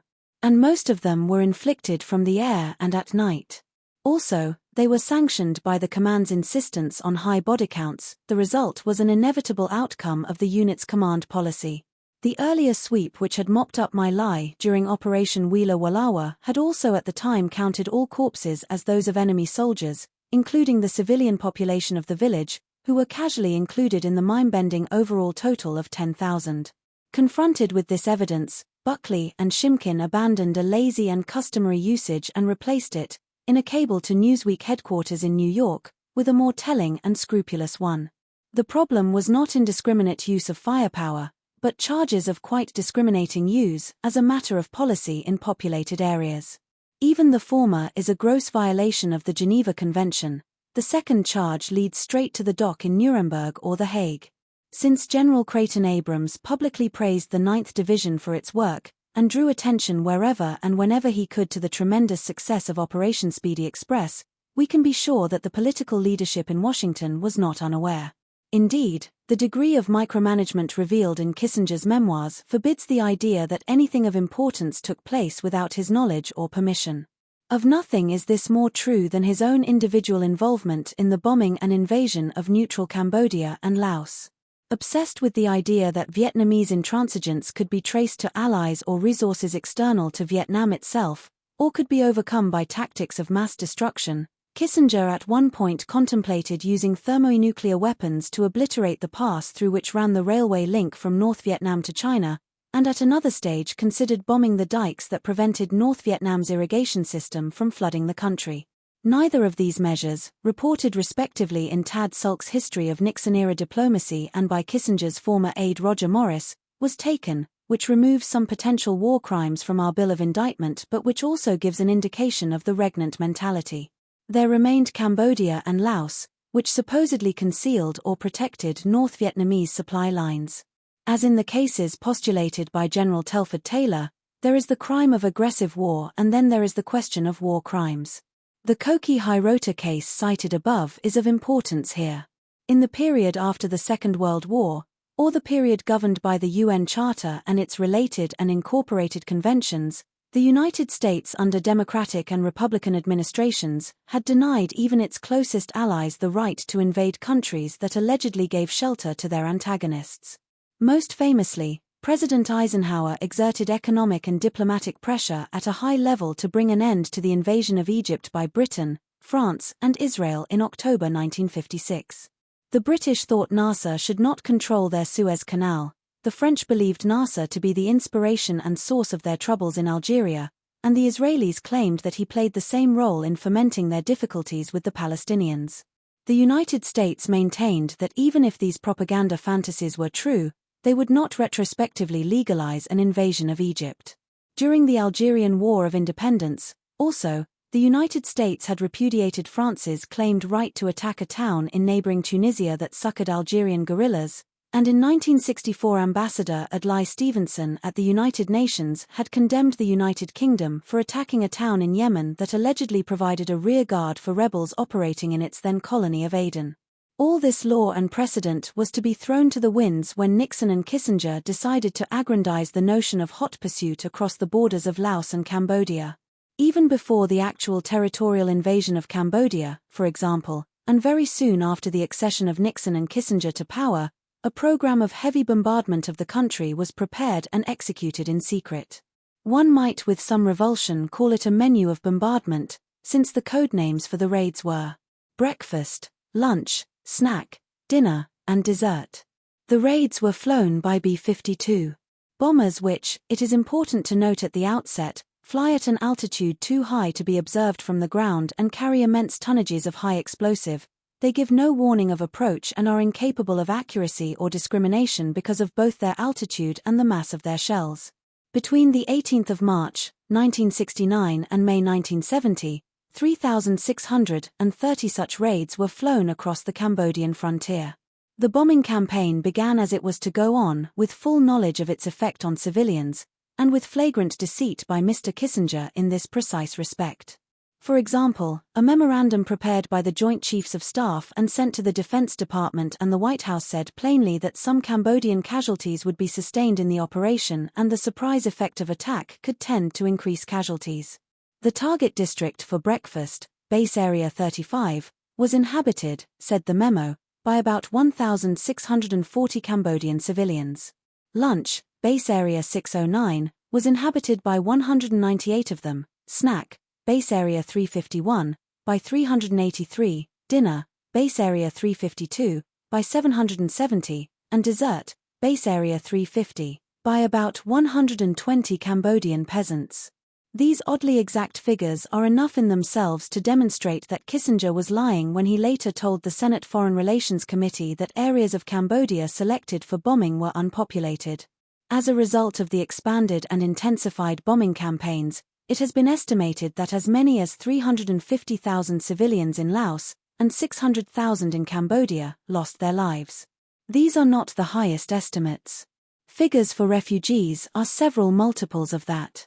In addition, the widespread use of toxic chemical defoliants created a massive health crisis which naturally fell most heavily on children, nursing mothers, the aged and the already infirm, and which persists to this day. Though this appalling war, and its appalling consequences, can and should be taken as a moral and political crisis for American institutions, for at least 5 United States presidents, and for American society, there is little difficulty in identifying individual responsibility during this, its most atrocious and indiscriminate stage. Richard Nixon as Commander-in-Chief bears ultimate responsibility, and only narrowly escaped a congressional move to include his crimes and deceptions in Indochina in the articles of impeachment, the promulgation of which eventually compelled his resignation. But his deputy and closest advisor, Henry Kissinger, was sometimes forced himself, into a position of virtual co-presidency where Indochina was concerned. For example, in the preparations for the invasion of Cambodia in 1970, Kissinger was caught between the views of his staff, several of whom resigned in protest when the invasion began, and his need to please his president. His president listened more to his two criminal associates, John Mitchell and Bebe Rebozo, than he did to his secretaries of state and defense, William Rogers and Melvin Laird, both of whom were highly skeptical about widening the war. On one especially charming occasion, a drunken Nixon telephoned Kissinger to discuss the invasion plans. He then put Bebe Rebozo on the line. "The president wants you to know if this doesn't work, Henry, it's your ass. Ain't that right, Bebe?" slurred the commander-in-chief. The conversation was monitored and transcribed by one of Kissinger's soon-to-resign staffers, William Watts. It could be said that in this instance the National Security Advisor was under pressure. Nevertheless, he took the side of the pro-invasion faction and, according to the memoirs of General William Westmoreland, actually lobbied for that invasion to go ahead. A somewhat harder picture is presented by former Chief of Staff H.R. Haldeman in his diaries.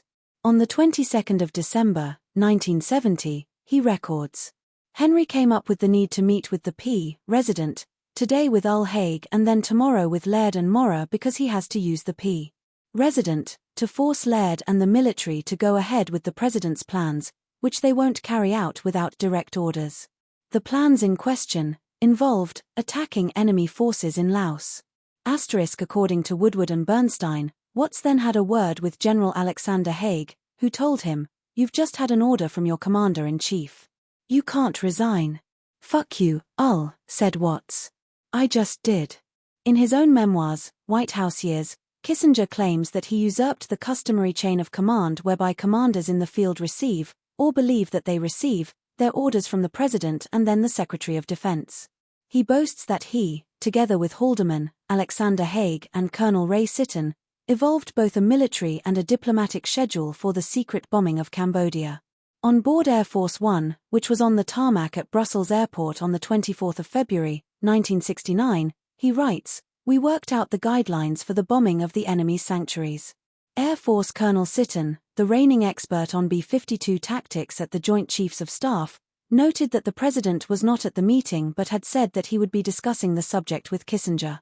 A few weeks later, Haldeman's diaries for the 17th of March record, "Historic day. KISSINGER'S Operation Breakfast finally came off at 2:00 p.m. Our time. Kissinger, really excited, as was President." The next day's entry reads, "Kissinger's Operation Breakfast a great success. He came beaming in with the report, very productive. It only got better." On the 22nd of April, 1970, Haldeman reports that Nixon, following Kissinger into a National Security Council meeting on Cambodia, turned back to me with a big smile and said, "Kissinger's really having fun today, he's playing Bismarck." The above is an insult to the Iron Chancellor. When Kissinger was finally exposed in Congress and the press for conducting unauthorized bombings, he weakly pleaded that the raids were not all that secret, really, because Prince Sihanouk of Cambodia had known of them. He had to be reminded that a foreign princeling cannot give permission to an American bureaucrat to violate the United States Constitution. Nor, for the matter of that, can he give permission to an American bureaucrat to slaughter large numbers of his own civilians. It's difficult to imagine Bismarck cowering behind such a contemptible excuse. Prince Sihanouk, it is worth remembering, later became an abject puppet of the Khmer Rouge. Colonel Sitton began to notice that by late 1969 his own office was being regularly overruled in the matter of selecting targets.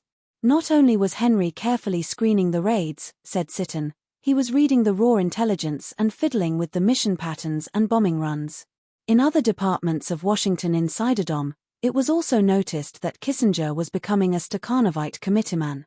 Aside from the crucial 40 Committee, which planned and oversaw all foreign covert actions, he chaired the Washington Special Action Group, WSAG, the Verification Panel, which was concerned with arms control, the Vietnam Special Studies Group, which oversaw the day-to-day conduct of the war, and the Defense Program Review Committee, which supervised the budget of the Defense Department. It is therefore impossible for him to claim that he was unaware of the consequences of the bombings of Cambodia and Laos. He knew more about them, and in more intimate detail, than any other individual. Nor was he imprisoned in a culture of obedience that gave him no alternative, or no rival arguments. Several senior members of his own staff, most notably Anthony Lake and Roger Morris, resigned over the invasion of Cambodia, and more than 200 State Department employees signed a protest addressed to Secretary of State William Rogers. Indeed, as has been noted, both Rogers and Secretary of Defense Melvin Laird were opposed to the B-52 bombing policy, as Kissinger himself records with some disgust in his own memoirs. Congress was also opposed to an extension of the bombing, once it had agreed to become informed of it, but, even after the Nixon-Kissinger administration had undertaken on Capitol Hill not to intensify the raids, there was a 21% increase of the bombing of Cambodia in the months July-August 1973. The Air Force maps of the targeted areas show them to be, or to have been, densely populated. Colonel Sitton does recall, it must be admitted, that Kissinger requested that bombing avoid civilian casualties. His explicit motive in making this request was to avoid or forestall complaints from the government of Prince Sihanouk. But this does no more in itself than demonstrate that Kissinger was aware of the possibility of civilian deaths.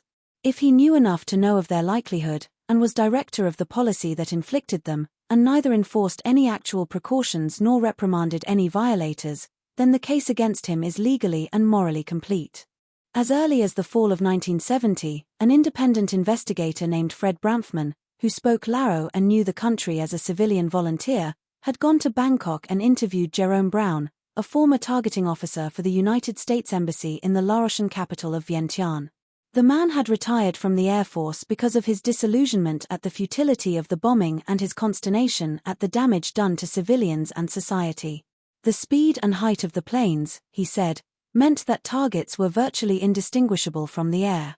Pilots would often decide to drop bombs where craters already existed, and chose villages as targets because they could be more readily identified than alleged Pathet Lao guerrillas hiding in the jungle. Bramfman, whom I interviewed in San Francisco in the summer of 2000, went on to provide this and other information to Henry Combe and Sidney Schanberg of the New York Times, to Ted Koppel of ABC, and to many others. He also wrote up and published his findings in Harper's Magazine, where they were not controverted by any authority. Under pressure from the U.S. Embassy, the Laotian authorities had Bramfman deported back to the United States, which was probably, from their point of view, a mistake. He was able to make a dramatic appearance on Capitol Hill on the 22nd of April, 1971, at a hearing held by Senator Edward Kennedy's Senate Subcommittee on Refugees. His antagonist was the State Department's envoy William Sullivan, a former ambassador to Laos. Bramfman accused him in front of the cameras of helping to conceal evidence that Laotian society was being mutilated by ferocious aerial bombardment. Partly as a consequence, Congressman Pete McCloskey of California, a much-decorated veteran of the war in Korea, paid a visit to Laos and acquired a copy of an internal U.S. Embassy study of the bombing. He also prevailed on the U.S. Air Force to furnish him with aerial photographs of the dramatic damage. Ambassador Sullivan was so disturbed by these pictures, some of them taken in areas known to him, that his first reaction was to establish to his own satisfaction that the raids had occurred after he left his post in Vientiane. He was later to learn that, for his pains, his own telephone was being tapped at Henry Kissinger's instigation, one of the many such violations of American law that were to eventuate in the Watergate tapping and burglary scandal, a scandal that Kissinger was furthermore to plead. In an astounding outburst of vanity, deceit and self-deceit as his own alibi for inattention in the Cyprus crisis. Having done what he could to bring the Laotian nightmare to the attention of those whose constitutional job it was to supervise such questions, Bramfman went back to Thailand and from there to Phnom Penh, capital of Cambodia. Having gained access to a pilot's radio, he tape-recorded the conversations between pilots on bombing missions over the Cambodian interior. On no occasion did they run any checks designed to reassure themselves and others that they were not bombing civilian targets. It had been definitely asserted, by named U.S. government spokesman, that such checks were run. Bramfman handed the tapes to Sidney Schanberg, whose New York Times report on them was printed just before the Senate met to prohibit further blitzing of Cambodia, the very resolution that was flouted by Kissinger the following month. From there Bramfman went back to Thailand and traveled north to Nakhon Phanom, the new headquarters of the U.S. 7th Air Force. Here, a war room codenamed Blue Chip served as the command and control center of the bombing campaign. Bramfman, who is tall and well-built, was able to pose as a new recruit just up from Saigon, and ultimately to gain access to the war room itself. Here, consoles and maps and screens plotted the progress of the bombardment. In conversation with the bombing officer on duty, he asked if pilots ever made contact before dropping their enormous loads of ordnance. Oh, yes, he was assured, they did. Worried about hitting the innocent? Oh, no, merely concerned about the whereabouts of CIA ground teams infiltrated into the area. Bramfman's report on this, which was carried by Jack Anderson's syndicated column and also in the Washington Monthly, was likewise uncontroverted by any official denial. One reason that the United States Command in Southeast Asia finally ceased employing the crude and horrific tally of body count was that, as in the relatively small but specific case of Speedy Express cited above, the figures began to look ominous when they were counted up. Sometimes, totals of enemy dead would turn out, when computed, to be suspiciously larger than the number of claimed enemy in the field. Yet the war would somehow drag on, with new quantitative goals being set and enforced. Thus, according to the Pentagon, the following are the casualty figures between the first Lyndon Johnson bombing halt in March 1968 and the same date in 1972. Americans: 31,205. South Vietnamese regulars: 86,101. Enemy: 475,609. The U.S. Senate Subcommittee on Refugees estimated that in the same four-year period rather more than 3 million civilians were killed, injured, or rendered homeless. In the same four-year period, the United States dropped almost 4,500,000 tons of high explosive on Indochina. The Pentagon's estimated total for the tonnage dropped in the entire Second World War is 2,044,000. This total does not include massive sprayings of chemical defoliants and pesticides, the effects of which are still being registered by the region's ecology. Nor does it include the landmines which detonate to this day. It is unclear how we count the murder or abduction of 35,708 Vietnamese civilians by the CIA's counter-guerrilla Phoenix program during the first 2.5 years of the Nixon-Kissinger administration. There may be some overlap. There is also some overlap with the actions of previous administrations in all cases. But the truly exorbitant death tolls all occurred on Henry Kissinger's watch, were known and understood by him, were concealed from Congress, the press, and the public by him. At any rate to the best of his ability, and were, when questioned, the subject of political and bureaucratic vendettas ordered by him. They were also partly the outcome of a secretive and illegal process in Washington, unknown even to most cabinet members, of which Henry Kissinger stood to be, and became, a prime beneficiary. On that closing point one may once again cite H.R. Haldeman, who had no further reason to lie and who had, by the time of his writing, paid for his crimes by serving a sentence in prison. Haldeman describes the moment in Florida when Kissinger was enraged by a New York Times story telling some part of the truth about Indochina. Henry telephoned J. Edgar Hoover in Washington from Key Biscayne on the May morning the Times story appeared. According to Hoover's memo of the call, Henry said the story used secret information which was extraordinarily damaging. Henry went on to tell Hoover that he wondered whether I could make a major effort to find out where that came from, and to put whatever resources I need to find out who did this. I told him I would take care of this right away. Henry was no fool, of course.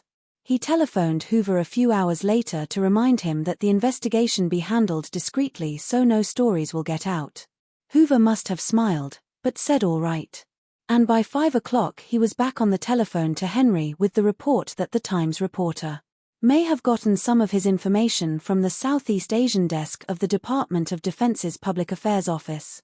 More specifically, Hoover suggested the source could be a man named Mort Halperin, a Kissinger staffer, and another man who worked in the Systems Analysis Agency. According to Hoover's memo, Kissinger hoped I would follow it up as far as we can take it, and they will destroy whoever did this if we can find him, no matter where he is. The last line of that memo gives an accurate reflection of Henry's rage, as I remember it. Nevertheless, Nixon was 100% behind the wiretaps. And I was, too. And so the program started, inspired by Henry's rage but ordered by Nixon, who soon broadened it even further to include newsmen. Eventually, 17 people were wiretapped by the FBI, including 7 on Kissinger's NSC staff and 3 on the White House staff. And thus occurred the birth of the plumbers and of the assault on American law and democracy that they inaugurated.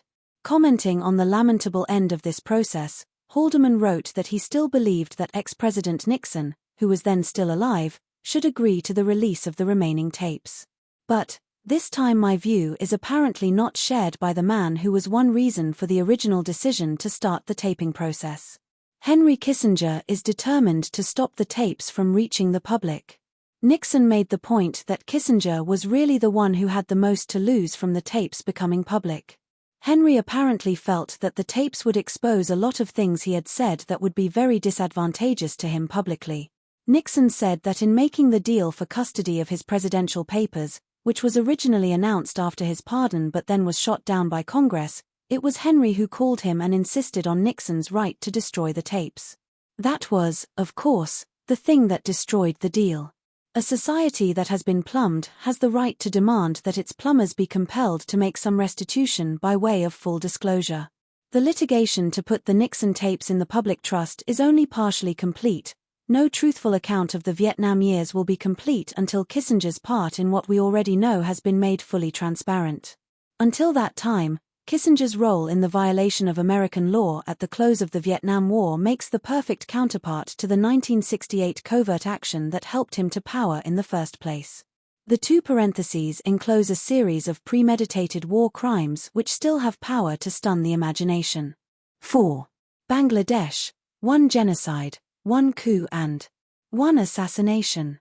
The annals of American diplomacy contain many imperishable pages of humanism, which may, and should, be set against some of the squalid and dispiriting traffic recorded in these pages. One might cite the extraordinary 1915 dispatches of Ambassador Henry Morgenthau from his post in Ottoman Turkey, in which he employed consular and intelligence reports to give a picture of the deliberate state massacre of the Armenian minority, the first genocide of the 20th century. The word genocide having not then been coined, Ambassador Morgenthau had recourse to the, in some ways more expressive, term race murder. By 1971, the word genocide was all too easily understood. It surfaced in a cable of protest from the United States consulate in what was then East Pakistan, the Bengali wing of the Muslim state of Pakistan, known to its restive nationalist inhabitants by the name Bangladesh. The cable was written on the 6th of April, 1971, and its senior signatory, the Consul General in Dhaka, was named Archer Blood. But it might have become known as the Blood Telegram in any case. Also sent directly to Washington, it differed from Morgenthau's document in one respect. It was not so much reporting on genocide as denouncing the complicity of the United States government in genocide. Its main section read thus: Our government has failed to denounce the suppression of democracy. Our government has failed to denounce atrocities. Our government has failed to take forceful measures to protect its citizens while at the same time bending over backwards to placate the West Pakistan-dominated government and to lessen any deservedly negative international public relations impact against them. Our government has evidenced what many will consider moral bankruptcy, ironically at a time when the USSR sent President Yahya Khan a message defending democracy, condemning the arrest of a leader of a democratically elected majority party, incidentally pro-West, and calling for an end to repressive measures and bloodshed, but we have chosen not to intervene, even morally, on the grounds that the Awami conflict, in which unfortunately the overworked term genocide is applicable, is purely an internal matter of a sovereign state. Private Americans have expressed disgust. We, as professional civil servants, express our dissent with current policy and fervently hope that our true and lasting interests here can be defined and our policies redirected. This was signed by 20 members of the United States diplomatic team in Bangladesh and, on its arrival at the State Department, by a further 9 senior officers in the South Asia Division. It was the most public and the most strongly worded démarche from State Department servants to the State Department that has ever been recorded. The circumstances fully warranted the protest. In December 1970, the Pakistani military elite had permitted the first open elections for a decade. The vote was easily won by Sheikh Mujibur Rahman, the leader of the Bengali-based Awami League, who gained a large overall majority in the proposed National Assembly. In the East alone, it won 167 out of 169 seats. This, among other things, meant a challenge to the political and military and economic hegemony of the Western Wing. The National Assembly had been scheduled to meet on 3 March 1971. On the 1st of March, General Yahya Khan, head of the supposedly outgoing military regime, postponed its convening. This resulted in mass protests and non-violent civil disobedience in the East. On the 25th of March, the Pakistani army struck at the Bengali capital of Dhaka. Having arrested and kidnapped Rahman, and taken him to West Pakistan, it set about massacring his supporters. The foreign press had been preemptively expelled from the city, but much of the direct evidence of what then happened was provided via a radio transmitter operated by the United States Consulate. Archer Blood himself supplied an account of one episode directly to the State Department and to Henry Kissinger's National Security Council. Having readied the ambush, Pakistani regular soldiers set fire to the women's dormitory at the university, and then mowed the occupants down with machine guns as they sought to escape. The guns, along with all the other weaponry, had been furnished under United States military assistance programs. Other reports, since amply vindicated, were supplied to the London Times and Sunday Times by the courageous reporter Anthony Mascarenhas, and flashed around a horrified world. Rape, murder, dismemberment, and the state murder of children were employed as deliberate methods of repression and intimidation. At least 10,000 civilians were butchered in the first 3 days. The eventual civilian death toll has never been placed at less than 500,000 and has been put as high as 3 million. Since almost all Hindu citizens were at risk by definition from Pakistani military chauvinism, not that Pakistan's Muslim co-religionists were spared, a vast movement of millions of refugees, perhaps as many as 10 million, began to cross the Indian frontier. To summarize, then, first, the direct negation of a democratic election, second, the unleashing of a genocidal policy, third, the creation of a very dangerous international crisis.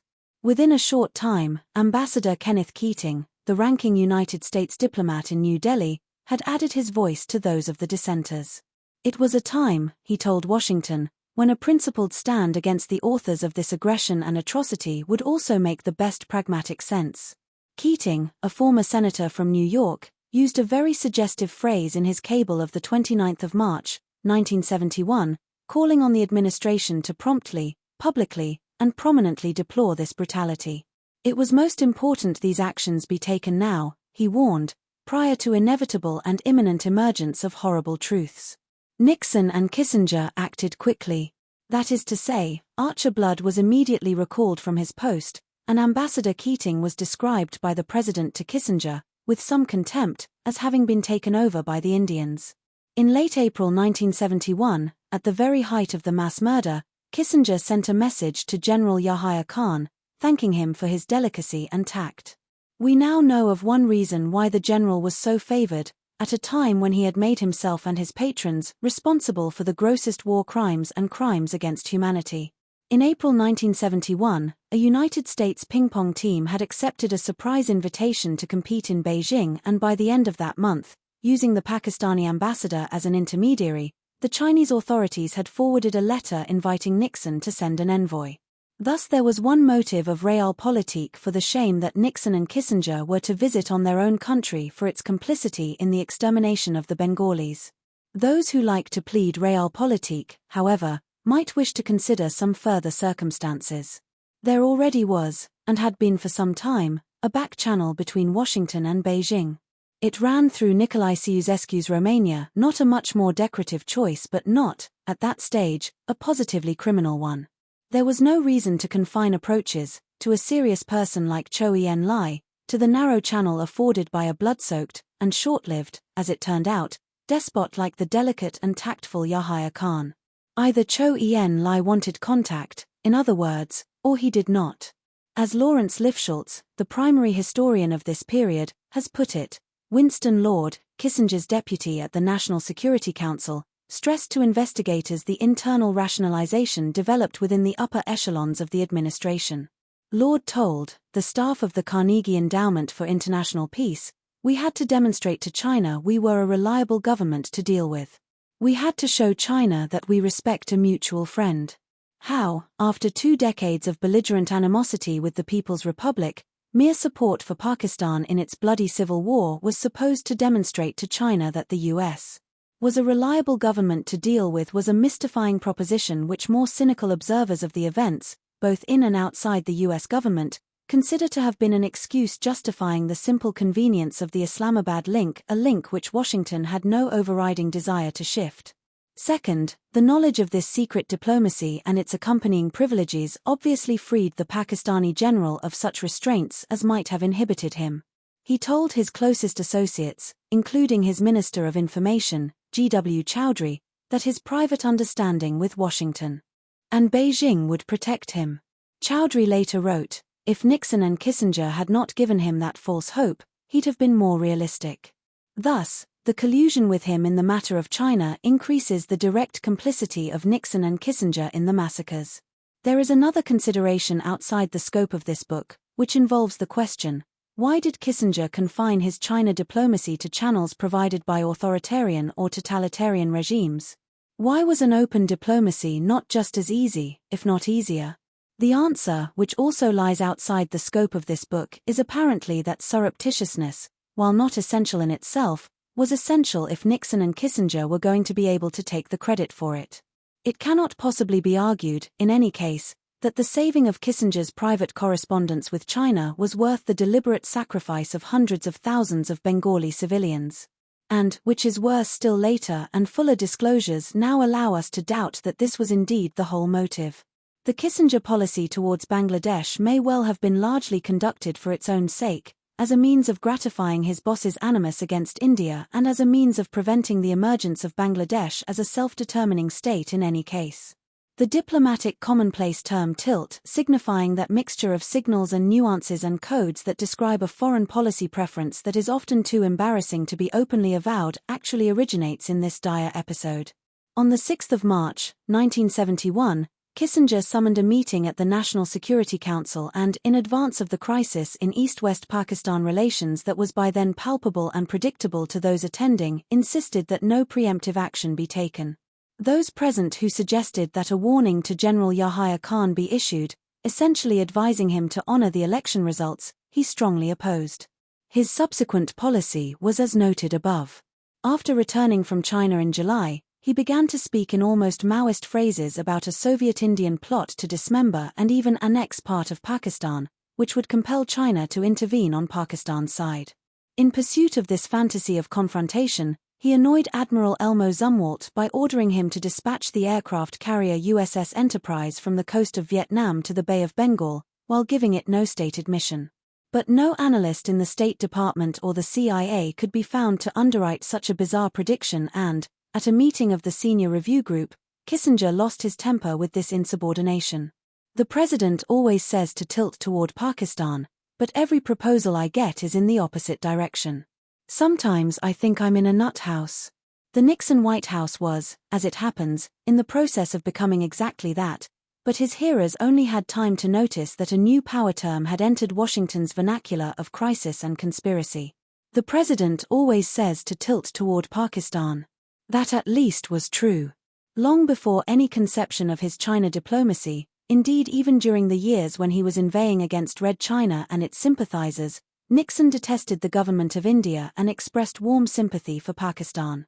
Many of his biographers and intimates, including Kissinger, have recorded the particular dislike he felt, more justifiably, perhaps, for the person of Indira Gandhi. He always referred to her as that bitch and on one occasion kept her waiting for an unprecedented 45 minutes outside his White House door. However, the dislike originated with Nixon's loathing for her father Pandit Nehru, and with his more general loathing for Nehru's sponsorship along with Macarios, Tito and Sukarno of the non-aligned movement.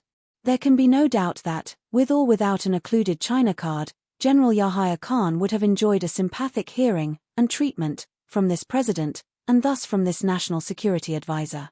This is also strongly suggested by Kissinger's subsequent conduct, as Secretary of State, towards Bangladesh as a country and towards Sheikh Mujib, leader of the Awami League and later the father of Bangladeshi independence, as a politician. Unremitting hostility and contempt were the signature elements in both cases. Kissinger had received some very bad and even mocking press for his handling of the Bangladesh crisis, and it had somewhat spoiled his supposedly finest hour in China. He came to resent the Bangladeshis and their leader, and even compared, this according to his then aide Roger Morris, Mujib to Allende. As soon as Kissinger became Secretary of State in 1973, he downgraded all those who had signed the genocide protest in 1971. In the fall of the next year, 1974, he inflicted a series of snubs on Mujib, then on his first visit to the United States as head of state. In Washington, Kissinger boycotted the 15-minute meeting that Mujib was allowed by President Ford. He also opposed Mujib's main request, which was for emergency United States grain shipments, and some help with debt relief, in order to recuperate the country so ravaged by Kissinger's friend and ally. To cite Roger Morris again, in Kissinger's view there was very much a distant hands-off attitude toward them. Since they had the audacity to become independent of one of my client states, they will damn well float on their own for a while.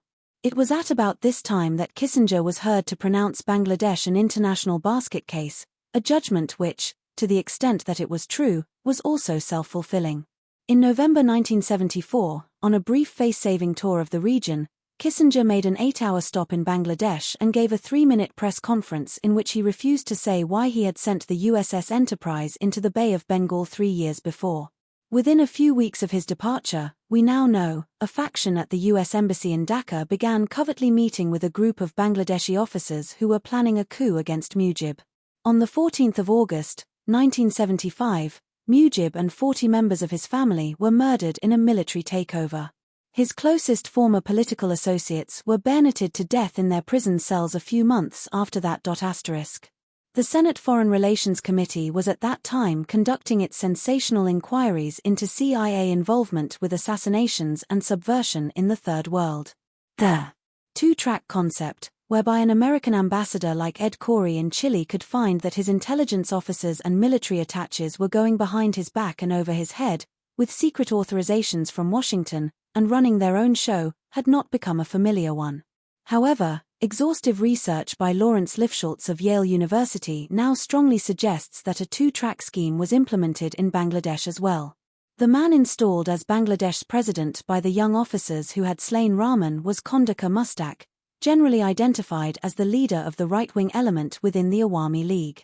He was at pains to say that the coup had come to him as a complete surprise, and that the young majors who had led it, Major Farooq, Major Rashid, and 4 others, at the head of a detachment numbering just 300 men, had acted on their own. He added that he had never met the mutinous officers before.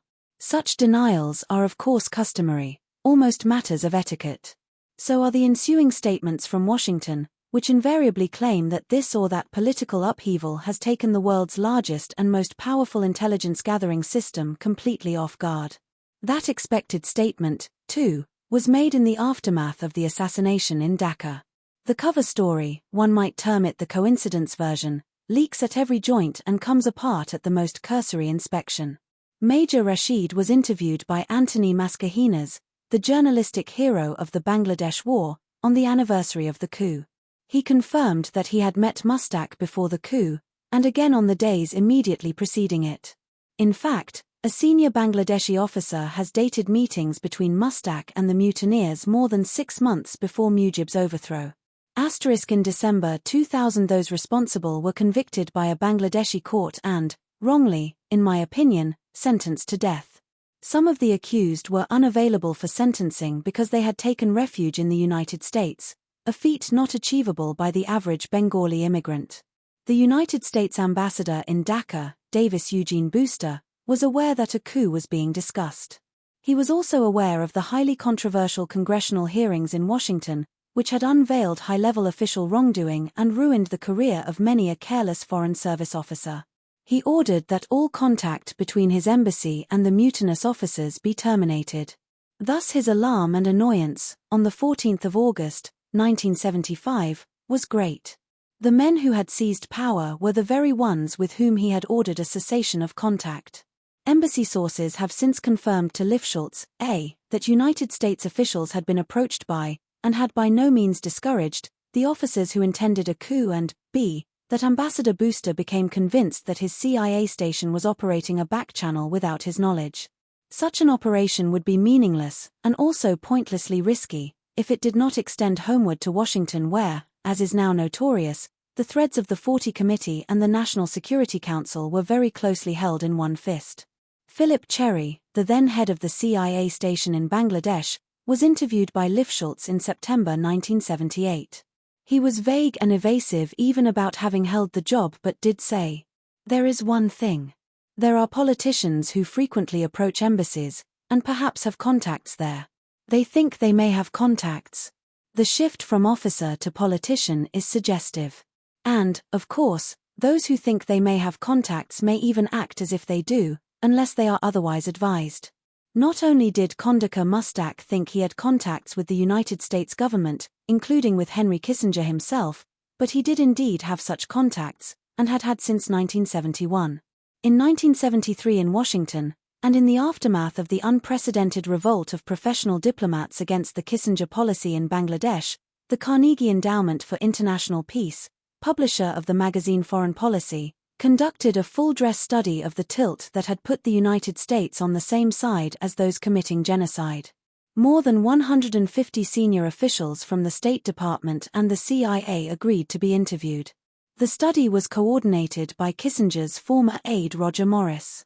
The result of the 9-month inquiry was never made public, due to internal differences at Carnegie, but the material was made available to Lifschultz, and it does establish one conclusion beyond doubt.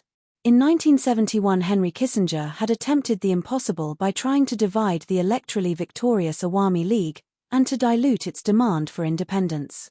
In pursuit of this favor to General Yahya Khan, he had initiated a covert approach to Condoker Mustak, who led the tiny minority who were willing to compromise on the main principle. A recently unearthed memorandum for the record gives us details of a White House meeting between Nixon, Kissinger, and others on the 11th of August, 1971, at which Undersecretary of State John Irwin reported, "We have had reports in recent days of the possibility that some Awami League leaders in Calcutta want to negotiate with Yahya on the basis of giving up their claim for the independence of East Pakistan. This can only have been a reference to the Provisional Government of Bangladesh, set up in exile in Calcutta after the massacres, and could only have been an attempt to circumvent its leadership." The consequences of this clumsy approach were that Mustak was exposed and placed under house arrest in October 1971, and that the American political officer who contacted him, George Griffin, was declared persona non grata when gazetted to the U.S. Embassy in New Delhi a decade later. Those involved in the military preparations for the coup have told Lifschultz that they, too, had a two-track policy. There were junior officers ready to mutiny, and there was a senior officer, the future dictator General Zia, who was ready but more hesitant. Both factions say that they naturally checked with their United States contacts in advance, and were told that the overthrow of Mujib was no problem. This is at least partially confirmed by a signed letter from Congressman Stephen J. Solars of the House Foreign Affairs Committee, who undertook to investigate the matter for Lifschultz in 1980 and who on the 3rd of June of that year wrote to him, "With respect to the embassy meetings in the November 1974 to January 1975 period with opponents of the Rahman regime, the State Department once again does not deny that the meetings took place. This would appear to be a rebuff to the evidence of Mr. Cherry of the CIA, even if the letter goes on to say, the department does claim that it notified Rahman about the meetings, including the possibility of a coup. If true, that claim is being made for the first time, and in the name of the man who was murdered during the coup and cannot refute it. The admission is stronger than the claim in any case." Congressman Solars forwarded the questions about CIA involvement to the office of Congressman Les Aspin of the Permanent Select Committee on Intelligence, which committee, as he said, has the best chance of obtaining access both to CIA cable traffic and to the relevant figures in the intelligence community.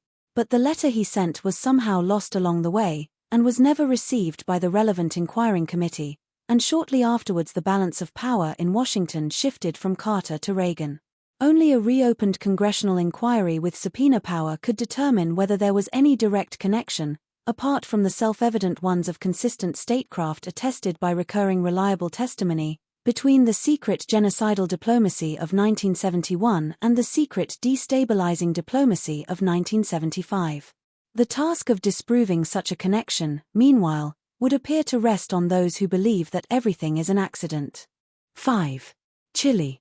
In a famous expression of his contempt for democracy, Kissinger once observed that he saw no reason why a certain country should be allowed to go Marxist merely because its people are irresponsible. The country concerned was Chile, which at the time of this remark had a justified reputation as the most highly evolved pluralistic democracy in the southern hemisphere of the Americas. The pluralism translated, in the years of the Cold War, into an electorate that voted about one-third conservative, one-third socialist and communist, and one-third Christian democratic and centrist. This had made it relatively easy to keep the Marxist element from having its turn in government, and ever since 1962 the CIA had, as it had in Italy and other comparable nations, largely contented itself with funding the reliable elements. In September 1970, however, the left's candidate actually gained a slight plurality of 36.2% in the presidential elections.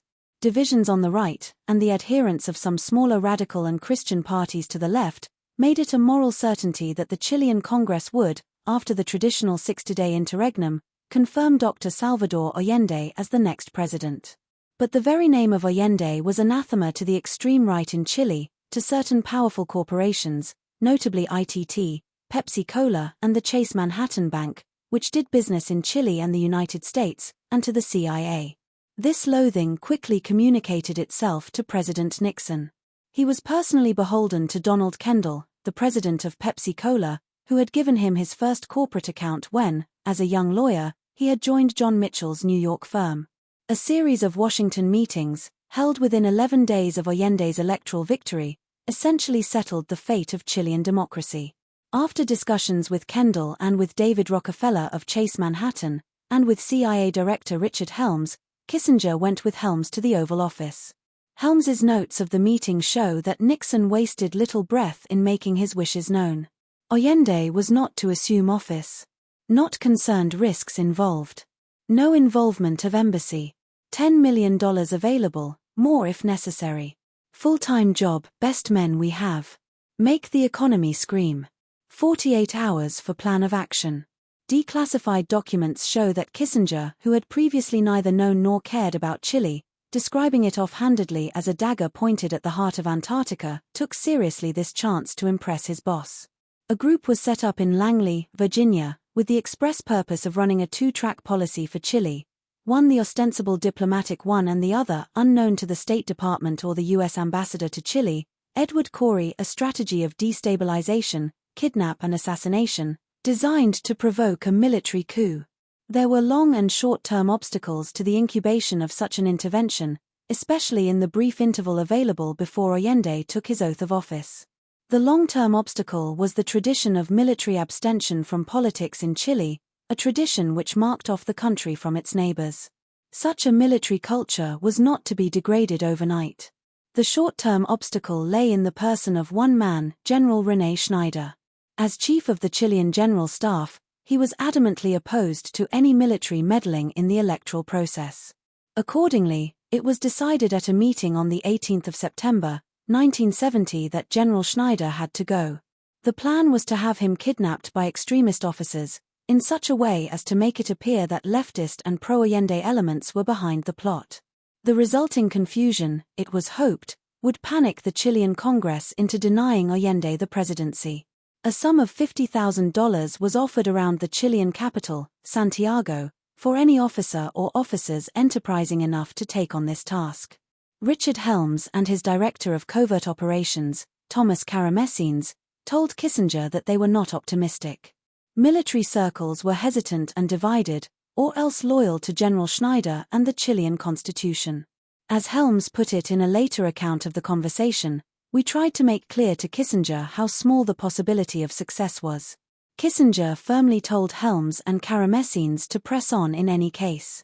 Here one must pause for a recapitulation. An unelected official in the United States is meeting with others, without the knowledge or authorization of Congress, to plan the kidnapping of a constitution-minded senior officer in a democratic country with which the United States is not at war, and with which it maintains cordial diplomatic relations. The minutes of the meetings may have an official look to them, though they were hidden from the light of day for long enough, but what we are reviewing is a piece of state-supported terrorism. Ambassador Corey has testified that he told his embassy staff to have nothing to do with a group styling itself Patria y Libertad, Fatherland and Freedom, a quasi-fascist group intent on defying the election results. He sent 3 cables to Washington warning his superiors to have nothing to do with them either. He was unaware that his own military attaches had been told to contact the group and keep the fact from him. And when the outgoing president of Chile, the Christian Democrat Eduardo Frei, announced that he was opposed to any U.S.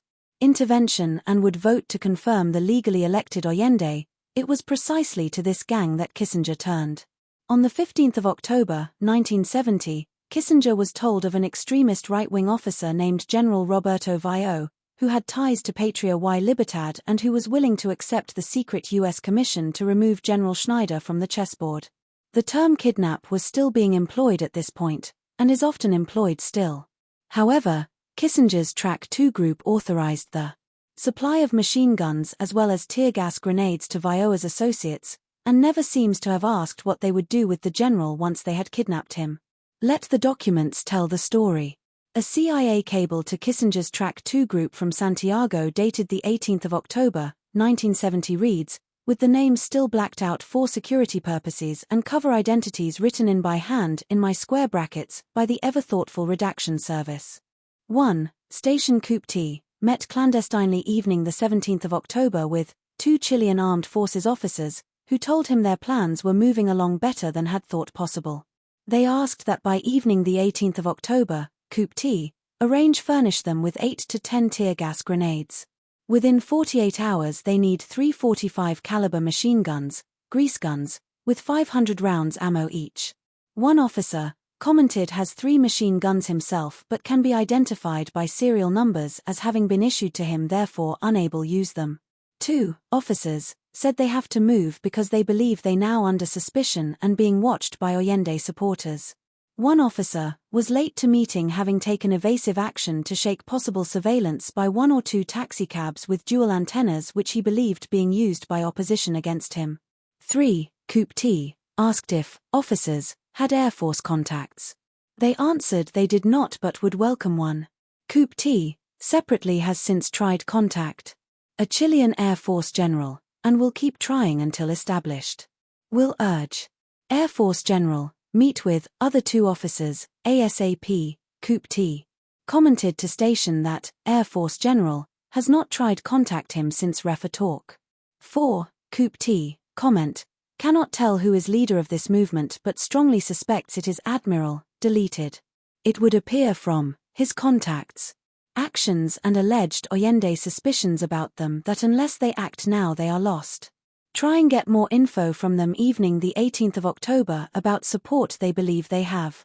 5. Station plans give 6 tear gas grenades, arriving noon the 18th of October by special courier, to Coup, for delivery to armed forces officers, instead of having false flag officer deliver them to Vio group. Our reasoning is that Coup, dealing with active duty officers. Also, false flag officer, leaving evening the 18th of October and will not be replaced but, Coup, will stay here. Hence important that, Coup, credibility with armed forces officers, be strengthened by prompt delivery what they requesting. Request headquarters agreement by 1500 hours local time the 18th of October on decision delivery of tear gas to Coup, vice, false flag officer. 6. Request prompt shipment 3 sterile 45 caliber machine guns and ammo per para 1 above, by special courier if necessary. Please confirm by 2000 hours local time the 18th of October that this can be done so, Coup, may inform his contacts accordingly. The reply, which is headed immediate Santiago, eyes only, deleted, is dated the 18th of October and reads, submachine guns and ammo being sent by regular, deleted, Courier leaving Washington 0700 hours the 19th of October, due arrive Santiago late evening 20 October or early morning the 21st of October. Preferred use regular, deleted, courier to avoid bringing undue attention to op. A companion message, also addressed to Santiago 562, went like this. 1. Depending how, Coup conversation goes evening the 18th of October, you may wish submit intel report, deleted, so we can decide whether should be dissemmed. 2. New subject. If, Coup plans lead coup, or be actively and publicly involved, we puzzled why it should bother him if machine guns can be traced to him. Can we develop rationale on why guns must be sterile? We'll continue make effort provide them but find our credulity stretched by Navy, officer. Leading his troops with sterile guns? What is special purpose for these guns? We will try send them whether you can provide explanation or not. The full beauty of this cable traffic cannot be appreciated without a reading of another message, dated the 16th of October. It must be borne in mind that the Chilean Congress was to meet to confirm Allende as president on the 24th of that month. 1. Deleted handwritten code name trick turn, policy, objectives, and actions were reviewed at High USG, United States Government, level afternoon the 15th of October. Conclusions, which are to be your operational guide, follow. 2. It is firm and continuing policy that Allende be overthrown by a coup. It would be much preferable to have this transpire prior to the 24th of October, but efforts in this regard will continue vigorously beyond this date. We are to continue to generate maximum pressure toward this end, utilizing every appropriate resource. It is imperative that these actions be implemented clandestinely and securely so that the USG and American hand be well hidden. Italics added, while this imposes on us a high degree of selectivity in making military contacts and dictates that these contacts be made in the most secure manner, it definitely does not preclude contacts such as reported in Santiago 544, which was a masterful piece of work. 3. After the most careful consideration, it was determined that a VIO coup attempt carried out by him alone with the forces now at his disposal would fail. Thus, it would be counterproductive to our deleted handwritten insert. Track 2. Objectives. It was decided that, deleted, handwritten insert. CIA, get a message to VIO warning him against precipitate action. In essence, our message is to state, we have reviewed your plans, and based on your information and ours, we come to the conclusion that your plans for a coup at this time cannot succeed. Failing, they may reduce your capabilities for the future. Preserve your assets. We will stay in touch. The time will come when you together with all your other friends can do something. You will continue to have our support. You are requested to deliver the message to VIO essentially as noted above. Our objectives are as follows. A. To advise him of our opinion and discourage him from acting alone. B. Continue to encourage him to amplify his planning. C. Encourage him to join forces with other coup planners so that they may act in concert either before or after the 24th of October. NB6 gas masks and 6 CS canisters, SIC, are being carried to Santiago by special, deleted, courier ETD Washington 1100. Hours the 16th of October. 4. There is great and continuing interest in the activities of Tirado, Canals, Valenzuela et al. And we wish them maximum good fortune. 5. The above is your operating guidance. No other policy guidance you may receive from indecipherable state or its maximum exponent in Santiago, on his return, are to sway you from your course. 6. Please review all your present and possibly new activities to include propaganda, black operations, surfacing of intelligence or disinformation, personal contacts, or anything else your imagination can conjure which will permit you to press forward our deleted objective in a secure manner. Finally, it is essential to read the White House Memorandum of Conversation, dated 15 October 1970, to which the above cable directly refers and of which it is a more honest summary. Present for the high USG level meeting were, as noted in the heading, Dr. Kissinger, Mr. Karamessines, General Haig. The first paragraph of their deliberations has been entirely blacked out, with not so much as a scribble in the margin from the redaction service. Given what has since been admitted, this 20-line deletion must be well worth reading. Picking up at paragraph 2, we find the following. 2. Then Mr. Karamessines provided a rundown on Vio, the Canal's meeting with Terodo, the latter's new position, after Porter was relieved of command for health reasons, and, in some detail, the general situation in Chile from the coup possibility viewpoint. 3. A certain amount of information was available to us concerning Vioa's alleged support throughout the Chilean military. We had assessed Vioa's claims carefully, basing our analysis on good intelligence from a number of sources. Our conclusion was clear: Vio did not have more than one chance in 20, perhaps less, to launch a successful coup. 4. The unfortunate repercussions, in Chile and internationally, of an unsuccessful coup were discussed.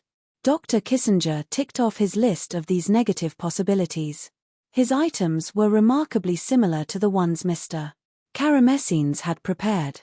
5. It was decided by those present that the agency must get a message to Vio warning him against any precipitate action. In essence, our message was to state, "We have reviewed your plans, and based on your information and ours, we come to the conclusion that your plans for a coup at this time cannot succeed. Failing, they may reduce your capabilities for the future. Preserve your assets. We will stay in touch. The time will come when you with all your other friends can do something. You will continue to have our support." 6. After the decision to defuse the Vio coup plot, at least temporarily, Dr. Kissinger instructed Mr. Karamessines to preserve agency assets in Chile, working clandestinely and securely to maintain the capability for agency operations against Allende in the future. 7. Dr. Kissinger discussed his desire that the word of our encouragement to the Chilean military in recent weeks be kept as secret as possible. Mr. Karamessines stated emphatically that we had been doing everything possible in this connection, including the use of false flag officers, car meetings, and every conceivable precaution. But we and others had done a great deal of talking recently with a number of persons. For example, Ambassador Corey's wide-ranging discussions with numerous people urging a coup cannot be put back into the bottle. 3 lines of deletion follow. Dr. Kissinger requested that copy of the message be sent to him on 16 October. 8. The meeting concluded on Dr. Kissinger's note that the agency should continue keeping the pressure on every Allende weak spot in sight, now, after the 24th of October, after the 5th of November, and into the future until such time as new marching orders are given. Mr. Karamessines stated that the agency would comply. So Track 2 contained 2 tracks of its own. Track 2-1 was the group of ultras led by General Roberto Vio and his sidekick Captain Arturo Marshall. These men had tried to bring off a coup in 1969 against the Christian Democrats. They had been cashiered and were disliked even by conservatives in the officer corps. Track 2-2 was a more ostensibly respectable faction headed by General Camilo Valenzuela, the chief of the garrison in the capital city, whose name occurs in the cables above and whose identity is concealed by some of the deletions. Several of the CIA operatives in Chile felt that Vio was too much of a mad dog to be trusted. And Ambassador Corey's repeated admonitions also had their effect.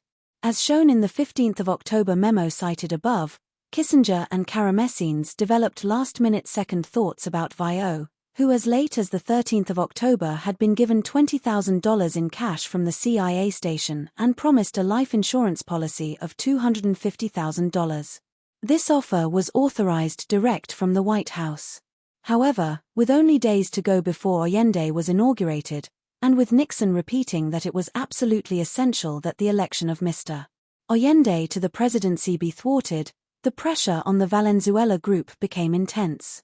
As a direct consequence, especially after the warm words of encouragement he had been given, General Roberto Vio felt himself under some obligation to deliver also, and to disprove those who had doubted him.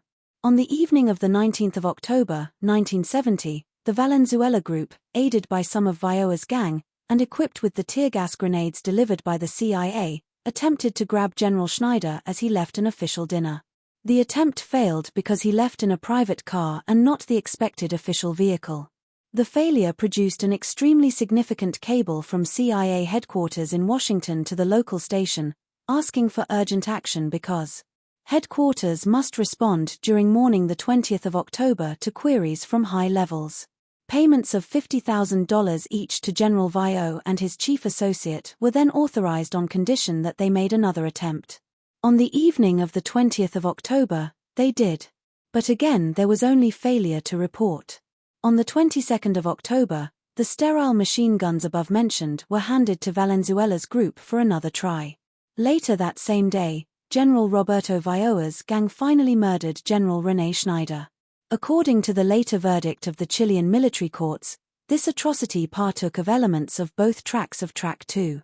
In other words, Valenzuela was not himself on the scene, but the assassination squad, led by Vio, contained men who had participated in the preceding 2 attempts. Vio was convicted on charges of kidnapping and of conspiring to cause a coup. Valenzuela was convicted of the charge of conspiracy to cause a coup. So any subsequent attempt to distinguish the 2 plots from each other, except in point of degree, is an attempt to confect a distinction without a difference.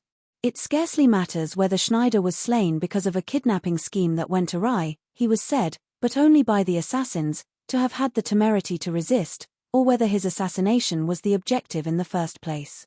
The Chilean military police report, as it happens, describes a straightforward murder. Under the law of every law-bound country, including the United States, a crime committed in the pursuit of a kidnapping is thereby aggravated, not mitigated. You may not say, with a corpse at your feet, "I was only trying to kidnap him." At least, you may not say so if you hope to plead extenuating circumstances. Yet a version of extenuating circumstances has become the paper-thin cover story with which Kissinger has since protected himself from the charge of being an accomplice, before and after the fact, in kidnap and murder. And this sorry cover story has even found a refuge in the written record. The Senate Intelligence Committee, in its investigation of the matter, concluded that since the machine guns supplied to Valenzuela had not actually been employed in the killing, and since General Vio had been officially discouraged by the CIA a few days before the murder, there was therefore no evidence of a plan to kill Schneider, or that United States officials specifically anticipated that Schneider would be shot during the abduction. Walter Isaacson, one of Kissinger's biographers, takes at face value a memo from Kissinger to Nixon after his meeting on the 15th of October with Machinations, in which he reports to the president that he had turned off the Vio plot. He also takes at face value the claim that Vioa's successful hit was essentially unauthorized. These excuses and apologies are as logically feeble as they are morally contemptible. Henry Kissinger bears direct responsibility for the Schneider murder, as the following points demonstrate. 1. Brian McMaster, one of the false flag agents mentioned in the cable traffic above, a career CIA man carrying a forged Colombian passport and claiming to represent American business interests in Chile, has told of his efforts to get hush money to jailed members of the Vio group, after the assassination and before they could implicate the agency.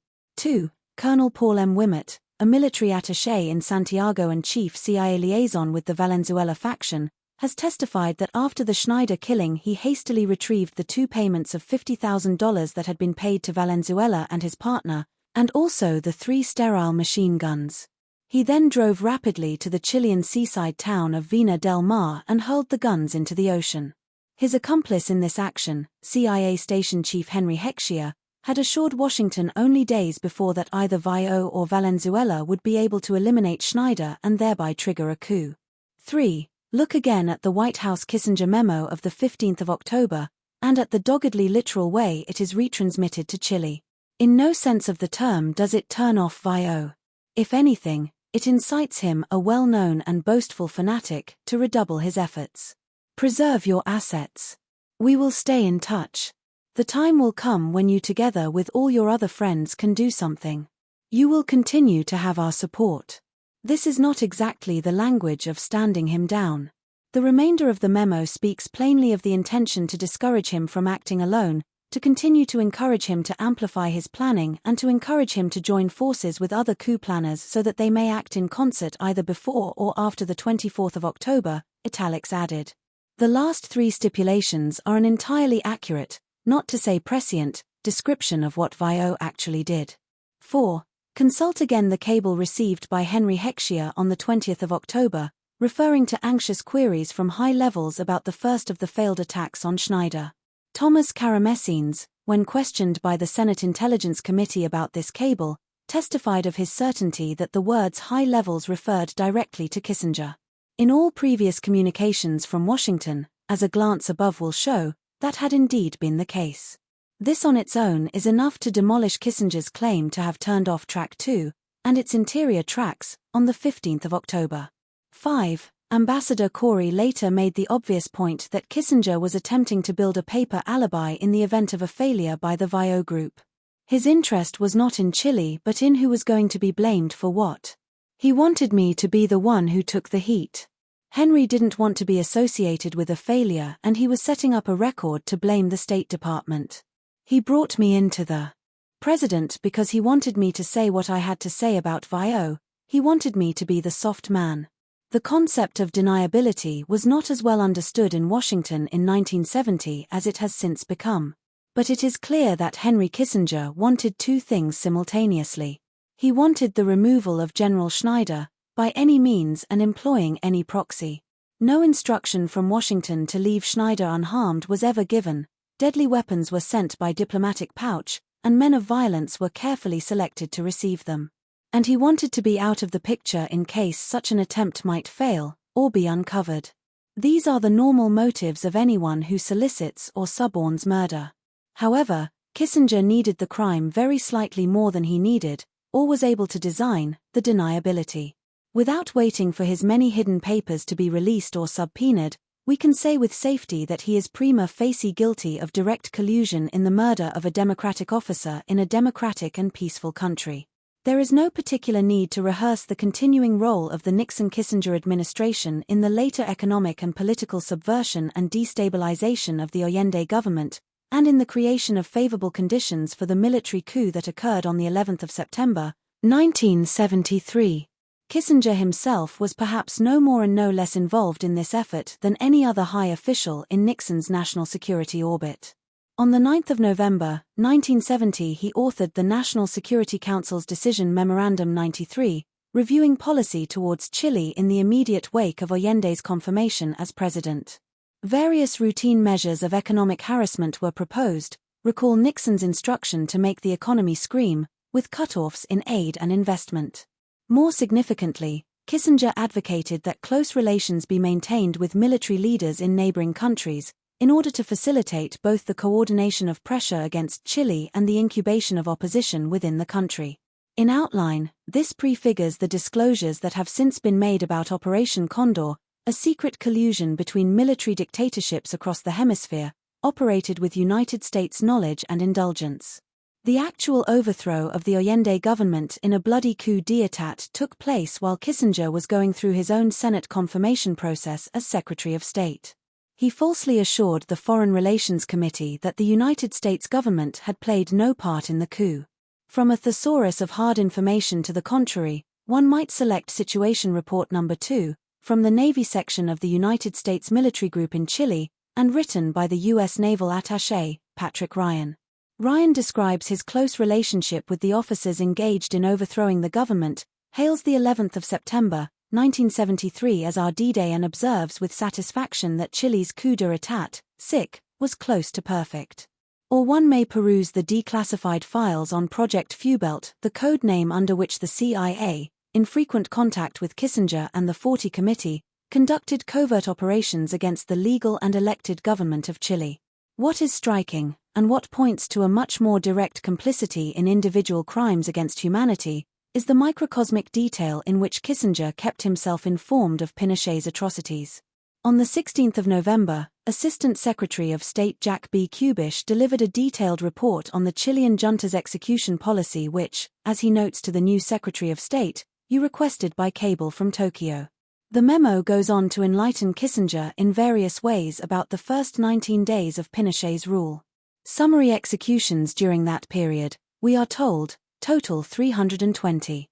This contrasts with the publicly announced total of 100, and is based on an internal, confidential report prepared for the junta to which U.S. officials are evidently privy. Looking on the bright side, on November 14, we announced our second CCC credit to Chile, $24 million for feed corn. Our long-standing commitment to sell 2 surplus destroyers to the Chilean Navy has met a reasonably sympathetic response in Senate consultations. The Chileans, meanwhile, have sent us several new requests for controversial military equipment. Kubish then raises the awkward question of two U.S. citizens murdered by the junta, Frank Teruggi and Charles Horman, details of whose precise fate are still, more than a quarter-century later, being sought by their families. The reason for the length of the search may be inferred from a later comment by Mr. Kubish, dated the 11th of February, 1974, in which he reports on a meeting with the junta's foreign minister, and notes that he raises the matter of the missing Americans in the context of the need to be careful to keep relatively small issues in our relationship from making our cooperation more difficult.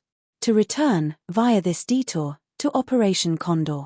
This was a machinery of cross-border assassination, abduction, torture and intimidation, coordinated between the secret police forces of Pinochet's Chile, Stroessner's Paraguay, Videla's Argentina and other regional caudillos. This internationalization of the death squad principle is now known to have been responsible, to name only the most salient victims, for the murder of the dissident General Carlos Prats of Chile, and his wife, in Buenos Aires, the murder of the Bolivian General Juan José Torres, and the maiming of a Chilean Christian Democrat senator, Bernardo Leighton, in Italy. A Condor team also detonated a car bomb in downtown Washington, D.C., in September 1976, killing the former Chilean Foreign Minister Orlando Letelier and his aide Ronnie Moffett. United States government complicity has been uncovered at every level of this network. It has been established, for example, that the FBI aided Pinochet in capturing Jorge Isaac Fuentes de Relocón, who was detained and tortured in Paraguay, then turned over to the Chilean secret police, and disappeared. Astonishingly, the surveillance of Latin U.S. dissident refugees in the United States was promised to Condor figures by U.S. intelligence. These and other facts have been established by the work of Truth and Reconciliation. Commissions set up by post-dictatorship forces in the countries of the Southern Hemisphere. Stroessner has been overthrown, Videla is in prison, Pinochet and his henchmen are being or have been brought to account in Chile. The United States has not so far found it convenient to establish a Truth and Reconciliation Commission of its own, which means that it is less ready at present to face its historical responsibility than are the countries once derided as banana republics. All of the above-cited crimes, and many more besides, were committed on Kissinger's watch as Secretary of State. And all of them were and are punishable, under local or international law, or both. It can hardly be argued, by himself or by his defenders, that he was indifferent to, or unaware of, the true situation. In 1999 a secret memorandum was declassified, giving excruciating details of a private conversation between Kissinger and Pinochet in Santiago, Chile, on the 8th of June, 1976. The meeting took place the day before Kissinger was due to address the Organization of American States. The subject was human rights. Kissinger was at some pains to explain to Pinochet that the few pro forma remarks he was to make on that topic were by no means to be taken seriously. My friend Peter Kornblue has performed the service of comparing the MEMCON, Memorandum of Conversation, with the account of the meeting given by Kissinger himself in his third volume of Apologia, Years of Renewal. The memoir. A considerable amount of time in my dialogue with Pinochet was devoted to human rights, which were, in fact, the principal obstacle to close United States relations with Chile. I outlined the main points in my speech to the OAS which I would deliver the next day. Pinochet made no comment. The MEMCON, I will treat human rights in general terms, and human rights in a world context. I will refer in 2 paragraphs to the report on Chile of the OAS Human Rights Commission. I will say that the human rights issue has impaired relations between the US and Chile. This is partly the result of congressional actions. I will add that I hope you will shortly remove these obstacles. I can do no less, without producing a reaction in the US which would lead to legislative restrictions. The speech is not aimed at Chile. I wanted to tell you about this. My evaluation is that you are a victim of all left-wing groups around the world and that your greatest sin was that you overthrew a government that was going communist. The memoir. As Secretary of State, I felt I had the responsibility to encourage the Chilean government in the direction of greater democracy through a policy of understanding Pinochet's concerns. Pinochet reminded me that Russia supports their people 100%. We are behind you. You are the leader. But you have a punitive system for your friends. I returned to my underlying theme that any major help from us would realistically depend on progress on human rights. The Memcon, there is merit in what you say. It is a curious time in the US. It is unfortunate. We have been through Vietnam and Watergate. We have to wait until the 1976 elections. We welcomed the overthrow of the communist-inclined government here. We are not out to weaken your position. In an unpleasant way, Pinochet twice mentioned the name of Orlando Letelier, the exiled Chilean opposition leader, accusing him of misleading the United States Congress. Kissinger's response, as can be seen, was to apologize for the Congress and, in a minor replay of his 1968 Paris tactic over Vietnam, to suggest that the dictator should hope for better days after the upcoming elections. 3 months later, a car bomb in Washington killed Letelier. Today still it remains the only such outrage ever committed in the nation's capital by agents of a foreign regime. This notable incident is completely absent from Kissinger's memoirs. The man responsible for arranging the crime, the Chilean secret policeman General Manuel Contreras, has since testified at trial that he took no action without specific and personal orders from Pinochet. He remains in prison, doubtless wondering why he trusted his superiors. "I want to see our relations and friendship improve," Kissinger told Pinochet, but not the readers of his memoirs. "We want to help, not undermine you." In advising a murderer and despot, whose rule he had helped impose, to disregard his upcoming remarks as a sop to Congress, Kissinger insulted democracy in both countries. He also gave the greenest of green lights to further cross-border and internal terrorism, of neither of which he could have been unaware. In his memoirs, he does mention what he calls Pinochet's counter-terrorist intelligence agency.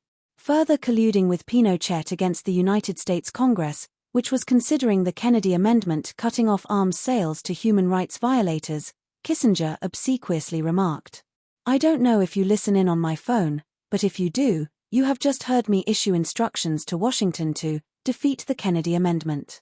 If we defeat it, we will deliver the F-5S as we agreed to do." The above passage is worth bearing in mind. It is a good key for decoding the usual relationship between fact and falsehood in Kissinger's ill-crafted memoir. And it is a huge reproach to his editors at Simon & Schuster, and Weidenfeld and Nicholson. It should also act as an urgent prompting to members of Congress, and to human rights organizations, to reopen the incomplete inquiries and thwarted investigations into the multifarious crimes of this period. Finally, and read in the light of the return to democracy in Chile, and the decision of the Chilean courts to pursue truth and justice, it repudiates Kissinger's patronizing insult concerning the irresponsibility of a dignified and humane people, who have suffered very much more than verbal insult at his hands. Thank you for watching the Learner's Library. Stay tuned for the next part. Please like, comment, and share. Don't forget to subscribe and press the bell icon for more amazing audiobooks.